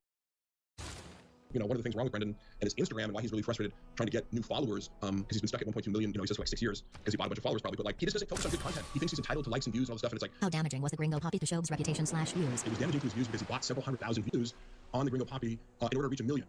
And that's real, man. Is that true? Is a fact? That's 100% factual. Brendan Schaub bought, I'm guessing, like 300 to 400,000 views. His number was around like 600,000, and he wanted it to get like, it's seemingly his only goal, his only metric of success. It wasn't about reception. Fudge numbers, like, oh, I got 1 million views. He always brag, oh, it's almost 2 million views. No, it's not. It's at 1.6 million views. And also like, 300,000 or 400,000 views are paid for. And you know what that does to your channel? I don't know if you know anything about the algorithm and how buying followers and views show up, but it his whole channel, because then the algorithm's like, wait, who's watching this? Like, he made this huge mistake just to get to 1 million views so we could have the celebration. Here's one little insight. He goes, I thought that was gonna like elevate me to the next level. Like, he was like really confused as to why the Gringo Poppy didn't launch him to like doing theater tours. Now that we have confirmation from Mark, it does make sense to think that Brendan Schaub isn't really involved in his business as much as he says he is, and instead he just hires people or hires teams that he delegates the work to so that they can do it for him. But when it comes to social media, sure, you can hire people to do everything for you and help you with everything that they know that other people don't, but they can't really help you make original content or be likable online. And Mark actually revealed some pretty interesting details about how things work behind the scenes with Brendan Schaub's social media situation, because people already knew that he was having some sort of problem with it with both of his social media accounts on Twitter, Instagram, and also his YouTube accounts, which he just writes off as being shadow banned. So again, hearing it from Mark himself actually gives us some great insights, because not only did Brendan Schaub hurt his own reputation by doing everything that he has done so far, but he also physically nuked his own social media accounts and his YouTube channel by buying followers, subscribers, and views. And based on what Mark is saying, Brendan Schaub actually believes that he is shadow banned, which is just another example of how delusional or in denial he is, which doesn't help him to actually make a change. Because putting being shadow banned aside, one of the things that actually hurt his reputation a lot recently, or most recently, was going after smaller YouTubers and also love comedians like Bobby Lee. Right before we went live,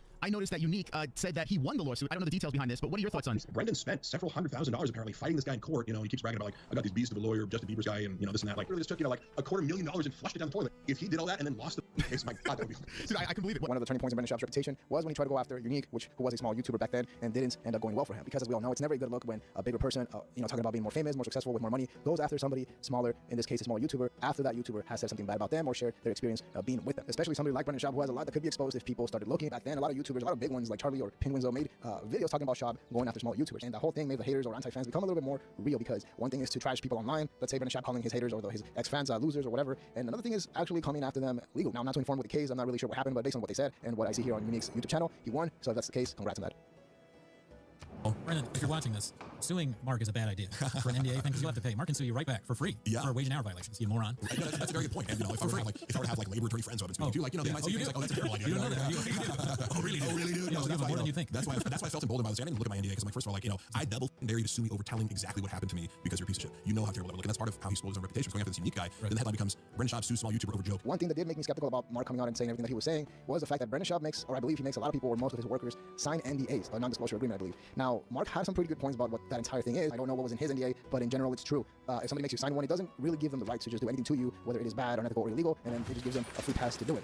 It is to keep a lot of things privately. In this case, I'm sure it does protect Brendan Schaub in a few things. I'm sure Mark is holding back on a lot of details, but overall, him sharing his experience working for Brendan Schaub, I mean, that's freedom of speech as far as I know, at least here in the US. Again, Brendan Schaub could still end up suing Mark, and all that stuff could happen, but it would be a horrible look for Brendan Schaub, especially after everything that has been going on. It's actually been really cool connecting with a lot of people on Reddit. When I came into AMA, as I said, came clean and took responsibility for the things that I feel like I need to take ownership of, and that that I did, mistakes that I've made, and interacting with you guys or characterizing you guys, and even just working for Schaub. Again, that's me. That's my decision. Nobody forced me to do that. So I take ownership of that, and it's been cool to kind of get messages from people where they go, you can actually see above, oh, 6 months ago you're talking shit to me, and then hey man, my bad. I had a different perception of you back then, and after the AMA. That's really cool because I can do that too, and I hope people are able to have this fresh start. If you're not familiar with Reddit or the Fighter and the Kid subreddit, then this might sound a little bit confusing, but essentially the Fighter and the Kid subreddit, which is now at an impressive 110,000 members, they all back in the day used to hate Mark Harley. They would hate him and talk a lot of smack about him, to the point where they wouldn't even show Mark Harley's face in the entire subreddit as to not give him any attention. And like I mentioned before, Mark Harley would actually spend a lot of time and a lot of energy arguing with these people with lengthy paragraphs and psychoanalyzing them and actually talking about them on his solo podcast. Now, to be fair to Mark, at a first glance, if you look at the Fighter and the Kid subreddit, it might shock you, and you might think, holy this is just a group full of hate that is dedicated to trashing Brendan Schaub for no reason. But as you get more familiar with the entire situation and you start learning the truth, you can see why that group or why that subreddit became to be what it is now. How often did Brenda piss in the sink? Did multiple times a day. He did piss in the sink. Oh, multiple times a day, yeah. Only, like the creative director, Mike Nell, who's a great guy, he communicated with him, hey man, this really bothers me. You know what I mean? Like, this really bothers me that you piss in the sink. Everybody else goes to the hallway, goes to the bathroom, you're pissing in the sink. It's not like a sink in the bathroom, it's a sink in the middle of the studio. Right next to all these glasses, and everybody uses it. It's next to the refrigerator, so any splash downs, on utensils and shit, So he perceived it as being very rude, and Brendan agreed to not piss, and then kept doing it. Mark Harley sharing that Brendan Schaub actually pees in the kitchen sink in the common area, it has to be one of the funniest things about this entire situation, because Brendan Schaub has actually talked about this previously, and I just thought that he did it as a funny story to tell on the podcast. But to hear that he actually does that on a daily basis, it's almost unbelievable. That's the one thing that Brendan Schaub should actually address, because that is the most bizarre thing I've ever heard in my life. If somebody was peeing in the same place that I'm washing my coffee cup in, or at, it's a big no for me. There's just no way, there's no excuse. I don't even see how it would happen unless they have no restroom inside the studio and there's an emergency and you can't make it out. Even then, there's just no excuse. There is so much, to me, greatness about Mexico and Mexican culture, and there's a richness there that, dating back to the ancient cultures of there's so much you could go if you were I want to make this special themed around Mexico and my Mexican wife. There's so much to do. He was just taquitos. Hot Cheetos. Hot Cheetos. That is the most basic observation. It's I don't think his wife likes hot Cheetos. No chance. She's like a fitness influencer. She's not eating that shit. Your mom? No. Because how do you imagine her when he portrays her in the special? I picture like a grandma with abuelita, and she's making handmade tortillas with a flour, an image comes to mind. Here's what she actually looks like. She's in her 50s. She looks like she could be late 40s, gorgeous, very pretty, incredible body. She's a sexy 50-year-old woman who you wouldn't pick out of a lineup and say she's Mexican. You'd be like, oh, she looks like she could be French, Spanish, Argentinian, something like that. There's nothing stereotypically Mexican about her besides a slight accent on top of otherwise perfect English. And then having to do that in front of your family, was like a warning. Hey, guys. Beige Frequency actually covered this a few years ago and did a very good job doing a documentary-style video about Brendan Schaub's You'd Be Surprised special, how the entire thing was full of lies. Now, he had a very good point, which still holds true 3 years later, and that is, that obviously in comedy there's a lot of lying. A lot of people's acts revolves around lies and fake stories, yada yada. But when it comes to Brendan Schaub, the way he lies is not really to support the joke or to make the story funnier, but instead is to make other people look bad and himself look better for no reason. And that clearly spills over to real life, because there are countless examples of Brendan Schaub just lying for no reason about the smallest things that he didn't have to lie. We could even just look at the most recent episode of The Golden Hour and we could find an example easily. Oh wait, you're Kanye's first one, dude. That was dangerous. No, it's lit. Went to the concert, insane. You went? My brother did. So that's a different person. Most people already kind of knew that Brendan Schaub would lie a lot, especially on podcasts, and it's not a new thing, but actually hearing it from Mark himself and his experience with it, it's pretty wild because it makes you look at every other situation a little bit differently. And here's the funny thing, we actually just talked about Ned or Carlos Mencia on the last episode. Is there a chance that Brendan Schaub's name is not his real name? What if he's the opposite of Carlos Mencia and he is really a Mexican dude with a super Mexican name who changed his name to sound a little bit more white so he could be the Gringo Papi? Obviously not true, but that would be hilarious. Would you ever think about working with Brendan ever again, or is that it? Enough's enough of this guy. No, dude. He's As you can see here, what kind of boss is that? He lies constantly. There's not a single person in this guy's life who he tells the truth to, his family included. And he acts like a hypocrite because he's very, very judgmental about other people eating. And so anytime like he kind of makes you just feel on edge with eating because all the eating is like connected to him. Shop will pay for your food. So give it to him like we'll take care of you when you're on the road. But it's kind of like, well, we're all eating in the same restaurant together. And what that gives him is the power to be like, dude, really like you ordered that? Or like, dude, slow down. Or he'll just go, please stop eating. Mark, please stop eating. Please stop eating. It's annoying shit. The reason I started talking about it in the first place was I go, Brendan hasn't said anything yet. Every time I've seen somebody leave his life, he badmouths them with false claims after the fact and really revises history in a lot of ways. It's like I remember one line he said something to the effect of, Brendan historically has had a difficult time seeing the human element in the work people do for him. Wow. He treats people like shit. Like why is this Keurig machine working? Throw it out, get a new one, you know? If you're a fan of Brendan Schaub, the fighter and the kid, or just are simply aware of Brendan Schaub's career, you know that Brendan Schaub cannot take any criticism, and there are many examples of that online. I saw him and Anthony Jeselnik talk before show one time in the green room, and he had referenced a time before when he was like trying to like give Anthony Jeselnik advice in front of other people, and he kind of framed it as like, oh yeah, Anthony snapped at me. But I'm like, well, yeah, you're trying to like, he's one of the greatest living performers. Brendan tried to say, he's like, oh yeah, well, you should try to like this, and like he was kind of giving him like, because Brendan in his mind is like, oh well, I'm like a business and marketing guy, so I'm trying to give Anthony Jeselnik advice, but he made it seem like he's like Anthony's talking this way, and it's kind of like, hey Brendan, I think I got it. Like, he says that and like winks at him, I'm like, that was Anthony Jeselnik's way of being like, hey, you idiot, I've never talked to me about anything related to my career. But hearing Mark tell the Anthony Jeselnik story is completely insane, because here's the thing: Brendan Schaub started his podcasting or internet career when the podcast boom was happening. He also had an insane lineup of help, which was obviously Joe Rogan, Brian Callen, everybody else like Bobby Lee, who gave him his most viewed episodes on his channel. He did start doing things that weren't common in the comedy world, like selling merch, promoting things on social media, and all that fun stuff. And also when the podcast boom happened, the economy was just going up every single month and every single year. So that just gave him, I guess, a false sense of confidence that he actually knew what he was doing and that he was solely responsible for the success that he and potentially Brian Callen had. That same cocky attitude that made him get mad at Anthony for not taking his advice is the same thing that doesn't allow him to change and see what actually is wrong with him. You know, I mean, one of the funniest things too is there's all these clips of him online saying, I never shit on anybody, like I don't hate, like I'm not a hater at all. Privately, this dude shits on anybody. You know, he'll shit guys like Josh Wolf, like who was there for him hardcore when T5K was in trouble. You know, kind of like just privately dismiss him, like, yeah, man, he can't sell tickets, so he's not funny. Like whatever it is, like he has his way of being like, I can't sell tickets. Like you can't sell tickets. You know, but it shows you there's 12 people in the audience. And Brendan is aware that Steve-O and Tony Hinchcliffe, who he has like a weird issue with, like I mean, he thinks Steve's like, you know, he makes fun of Steve-O behind his back. He's like, that isn't a new stand-up. It's like a PowerPoint presentation. And it sucks. And like, you know, you could be Joe Rogan and he does TED Talk. You know, it's everything's like he'll find a way to, you know, the mental acrobatics that he does in order to dismiss other people who are more successful than him is astounding. But Tony Hinchcliffe's one of these guys who's like, I don't want that life. Like, you can't even sell tickets. He's opening for Rogan or whatever. It's like, yeah, what a shitty life, Tony. You know, you could just guarantee it. Like, even if you're his best friend, if there's a way to dismiss you, you know, if you're Trevor Wallace, will be like, oh yeah, he sells a bunch of tickets, but like the young people to show don't buy enough drinks and food. It's like, really, dude? Now, this was pretty wild, but if you've seen any of the Fighter and the Kid episodes within the last year or so, you can clearly see that Brendan Schaub has no respect for Brian Callen. He constantly disrespects him on podcasts. He talks smack directly to his face, calls him a liar, whatever. And these are things that actually make it to the podcast and don't get edited out by Chin. And sure, some people might argue that he is just putting on a performance and it's a comedy podcast, whatever. But now listening to Mark say that Brendan Schaub actually trashes every single person in private blows my mind. That is one thing that I actually didn't expect, because obviously they put on this fake act when they are on air, which is the whole like, oh, he's the best, he's the funniest, great guy, never met him, the whole thing. It's just clearly false. And what's even funnier is that Brendan Schaub actually sees himself as higher than all the other podcasts because he doesn't do the drama thing, but he does do it in his private life and then puts on a fake performance, which is, it's just not a good look. And also, like, look, here's what I'm gonna throw out there. Brendan, go live with me on any podcast.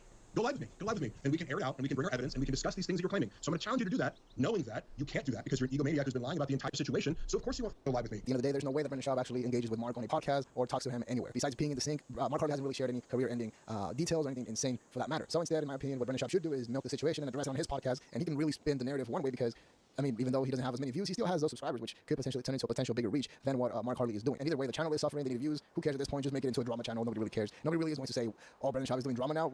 Nobody cares. Now, I think the biggest takeaway or lesson that we can learn from this situation is that if Mark Harley, who was completely hated by the Fighter and the Kid subreddit, who also hates Brendan Schaub, that's their main guy, if he was able to turn or to make everybody in that, or most people in that subreddit like him and accept him and welcome him in the subreddit, I think Brendan Schaub could do it too. Being realistic, there is no way that would ever happen.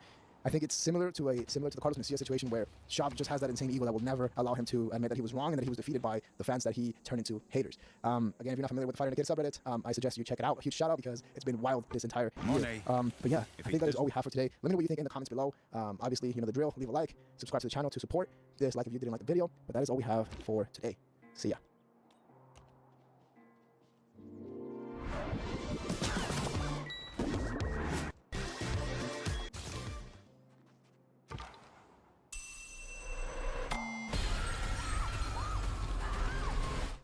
Can we start over?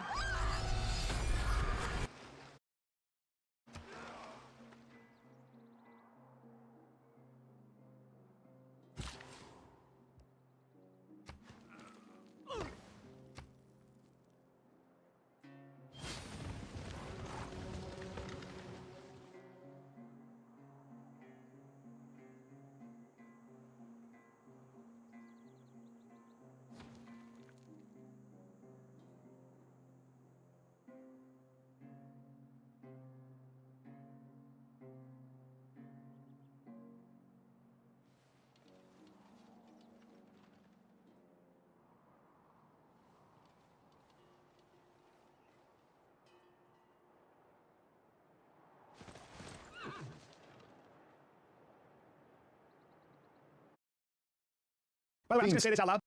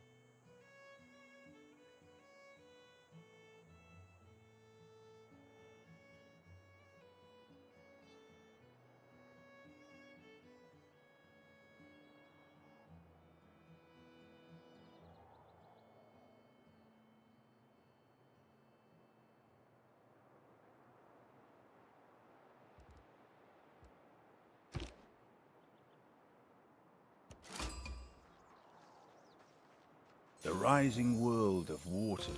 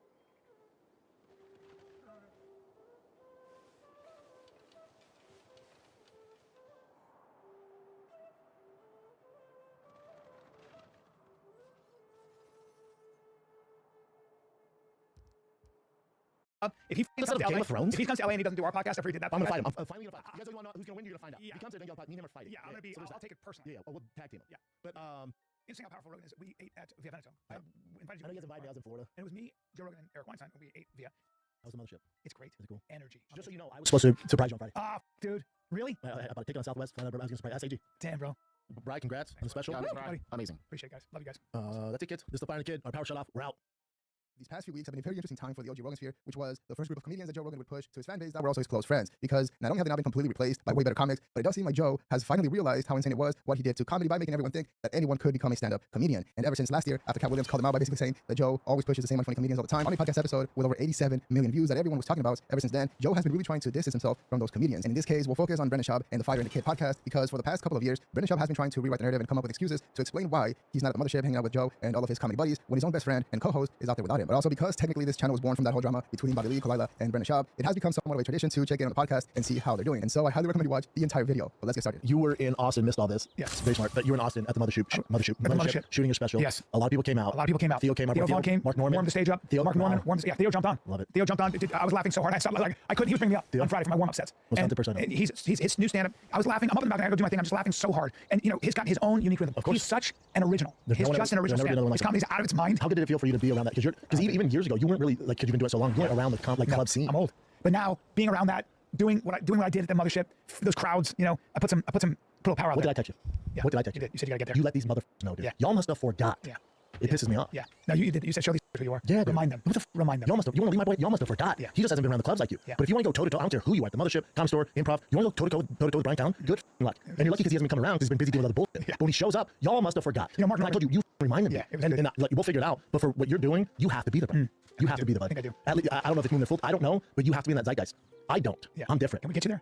I don't know. You and I can figure it out, but you need to be there. Yeah. I think you have to, for where you're at in your career, you deserve to be there. Yeah, Rogan said that. And it's no one's fault. It's not like people are like, Brian Callen. No. Now, when it comes to the Fighter and the Kid, the podcast, there's so much to talk about. The lore goes deep, but we'll try to stay on track and mainly focus again on Brendan Schaub being in denial and trying to paint this wild narrative that because somehow he is different than Brian Callen, he doesn't need the comedy scene or other comedians to be successful like Callen does, which is absolutely insane. And to me, it's clearly Brendan trying to make it seem like it was his choice to not be part of the new comedy scene in Austin, and it wasn't that he wasn't invited or given the green light to move there. And very likely the same thing happened with Brian Callen, because even though Callen has been on the Joe Rogan podcast multiple times ever since his cancellation, he hasn't been performing at the mothership until recently when he shot his comedy special. And so it makes you wonder if that was because of the cancellation or the accusations, or maybe it was because Brian Callen was also involved in the whole Bobby Lee drama. Keep in mind that back when that happened, according to Schaub and Bobby Lee, Callen was the most aggressive one that was screaming at Bobby, because in his mind, he was defending Brendan Schaub from Bobby Lee. And so once again, not only was the friendship ruined, but also Callen was essentially exposed for being a bully. I found it to be extremely traumatic in the sense that if it was somebody that I didn't know, that'd be one thing. But you know, Brian and I have had a very long relationship. 30 years? Yeah, a long time. You know, I've been to his house for Super Bowl parties. We were on the same show together, not at the same time, but he's a Mad TV alumni as well as I am. And him and I have been really kindred spirits. Yeah. So when you guys called, it was you and Brian, and you said that that you guys, my career was going to be over. That you guys have evidence, you know what I mean? That I'm some Reddit mastermind. That you have files and proof. You know, that you were going to expose me to Rogan and all these people, and that I should get a lawyer, and that I mean, this is what you told me. And also, just mind you, it was at a level 10 of rage. It wasn't like a soft-spoken, like, you know, Very aggressive. Yeah, it was extreme. You know what I mean? Threats, and then you called Kalila things I don't even want to mention. And once again, even though according to Brendan Schaub, the reason why Callen is not as successful as other comedians are at the moment, it's not because of all the drama that he dragged him into, like with Bobby Lee and Ariel Helwani, and instead it was because he was dealing with his cancellation back then. What's cool to you is having a game to match every vibe. And we've got lots of games to choose from. Which is why you play on OLG.ca. Because in this online casino, you play you.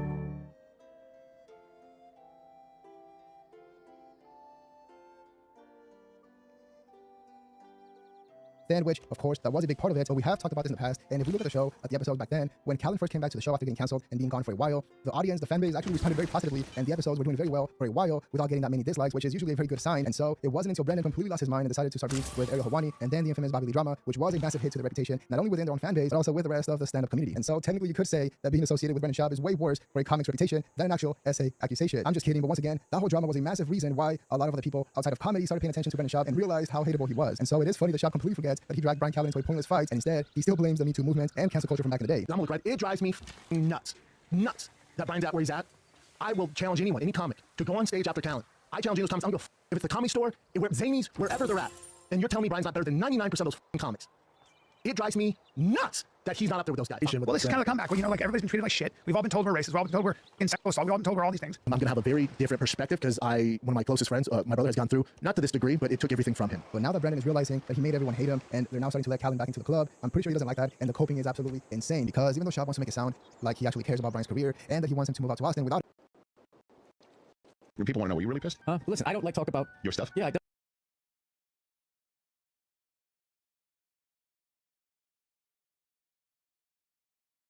Hello, I'm from the Canadian government. We know you're worried about President Trump's threat to grab Canada by the pussy and turn us into the 51st state of America, currently run by morons, billionaires, and fascists, or in this case, all three in one. But thankfully, we're about to have an election. And instead of our usual election, where you get to choose which flavor of disappointment you'd like for the next 4 years, this one will determine whether or not we become Russia's bitch's bitch. So who better to vote for at a time like this than the guy who's been endorsed by the guy who says we're not a real country, unlike his real hair and Path of Exile 2 ranking, as well as by Mr. Wonderful of shit, this sad sack of meat and benzodiazepine, and by the founder of an extremist group that wants to violently impose a white ethno-state. But remember, he's not a MAGA guy, so it's just a coincidence that Pierre hired a literal MAGA hat-wearing Loblaw shill as chief advisor, double president's choice, and that 1 in 5 of his voters support annexation, Canada 51st, and that his policies are designed to turn Canada into America like destroying the CBC, repealing environmental protection, and delivering for his private healthcare donors so you can pay for your own chemo and collect PC Optimum points. So if you don't want to become the 51st state of America, vote for us. Sure, in a way, we've already let the US invade Canada. Like that time we let this former US Army general and head of the CIA literally invade indigenous land to build pipelines owned by Wall Street firms who'll be the ones profiting from your higher energy bills. But other than that, we're not like the conservatives at all. Where Pierre promised to axe the carbon tax and give the rich a risky by killing the capital gains hike, our guy went and did it on day one. What's that? You're thinking of voting for these guys? Nah, we both know you'll succumb to Canada's proudest tradition, strategic voting. Unless, of course, you realize that you can avoid being forced to vote for shit or shit light every election by replacing our shitty voting system with proportional representation. Hang on, didn't this guy promise electoral reform? Sure, but he only had 10 years to do it, and it's not like his slogan was real change now. Something 2/3 of Canadians want. Proportional representation lets you tell both major parties to fuck off by letting you vote for the candidates you like most instead of the one you hate least. You know, ones who stand for the things you want, besides not becoming North Dakota, like affordable housing, ending price gouging monopolies, improving healthcare, transit, and education, climate policies that aren't total bullshit, and most importantly, revoking Elon's Canadian citizenship, because fuck that guy. So if you want choices that go beyond US vassal state bro or banker daddy status quo, head to fairvote.ca and join the fight to demand that all parties commit to real electoral reform. But first, let's make sure we tell Trump and Elmo to fuck off this election, which might even teach our friends in America how you cross-check MAGA shitlords into the boards. Elbows up. This has been a message from the government of not America, proudly burning down the White House when threatened since 1812. Authorized by the Department for a definitely real country, unless you ask First Nation peoples, in which case maybe not.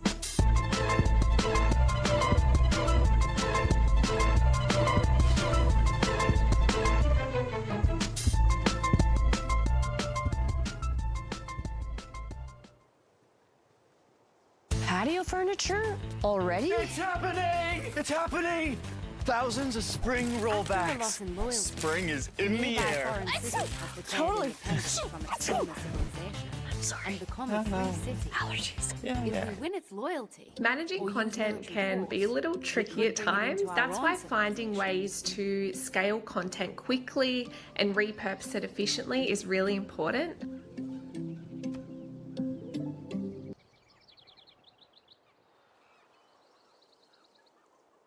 Yeah, got any show for y'all. Got a damn good show. This dude ruined his whole life.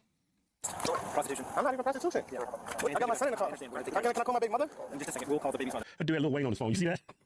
Hey, wait a minute. He's a prostitute? Why are you listening to what this dumb idiot said? That's what he said. He's not a prostitute. Well, did you hear why they stopped him? Yeah, they said he was a prostitute. That's what he said. I haven't seen the video for. What did he say? You're under arrest. Prostitution. I'm not even prostitution. I got my son in the car. The cop meant solicited. Can I call my big mother? In just a second. I think the cop was nervous. He's probably, hey, we like what? We're prostitution. We'll call the baby's mother. Yeah, just be with it just a second, okay? I promise on that. I wish that was true. I really do. Okay, please. How old is he? Please. Oh, okay, you go with the officer, please. He's got his 4-year-old kid now. Yeah, from a biblical moral perspective, I understand why you want to arrest people like it, but this ain't nobody's business. I don't think they used to throw people in jail back in biblical times for that. I mean, this is a biblical moral thing right here, you know? Yeah. Like if God was running the country, he probably threw this dude straight to hell, you know? But if you take the biblical perspective from this, why are we intervening with these are consenting adults? Oh, you know what I'm saying? Yeah, I totally get it. I mean, you go to Australia. I mean, if you get here in Vegas, they got brothels. Yeah, you know, I get it. You're not free.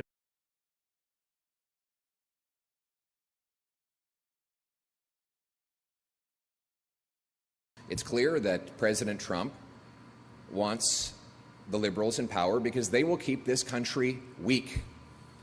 After 10 years in power, the Liberals have given us the weakest economy in the G7. They've doubled our housing costs, driven $500 billion to the south, all while Mark Carney was economic advisor to Trudeau and while Mr. Carney moved his corporate headquarters to New York. Do you know that he moved his headquarters to Trump's hometown 6 days after Trump first threatened to tariff Canada? While these people here were worried about losing their jobs, Mark Carney was busy moving jobs to Trump's hometown. That's exactly the kind of weak, compromised, conflicted leadership that Donald Trump wants, and it's why he endorsed Mark Carney yesterday.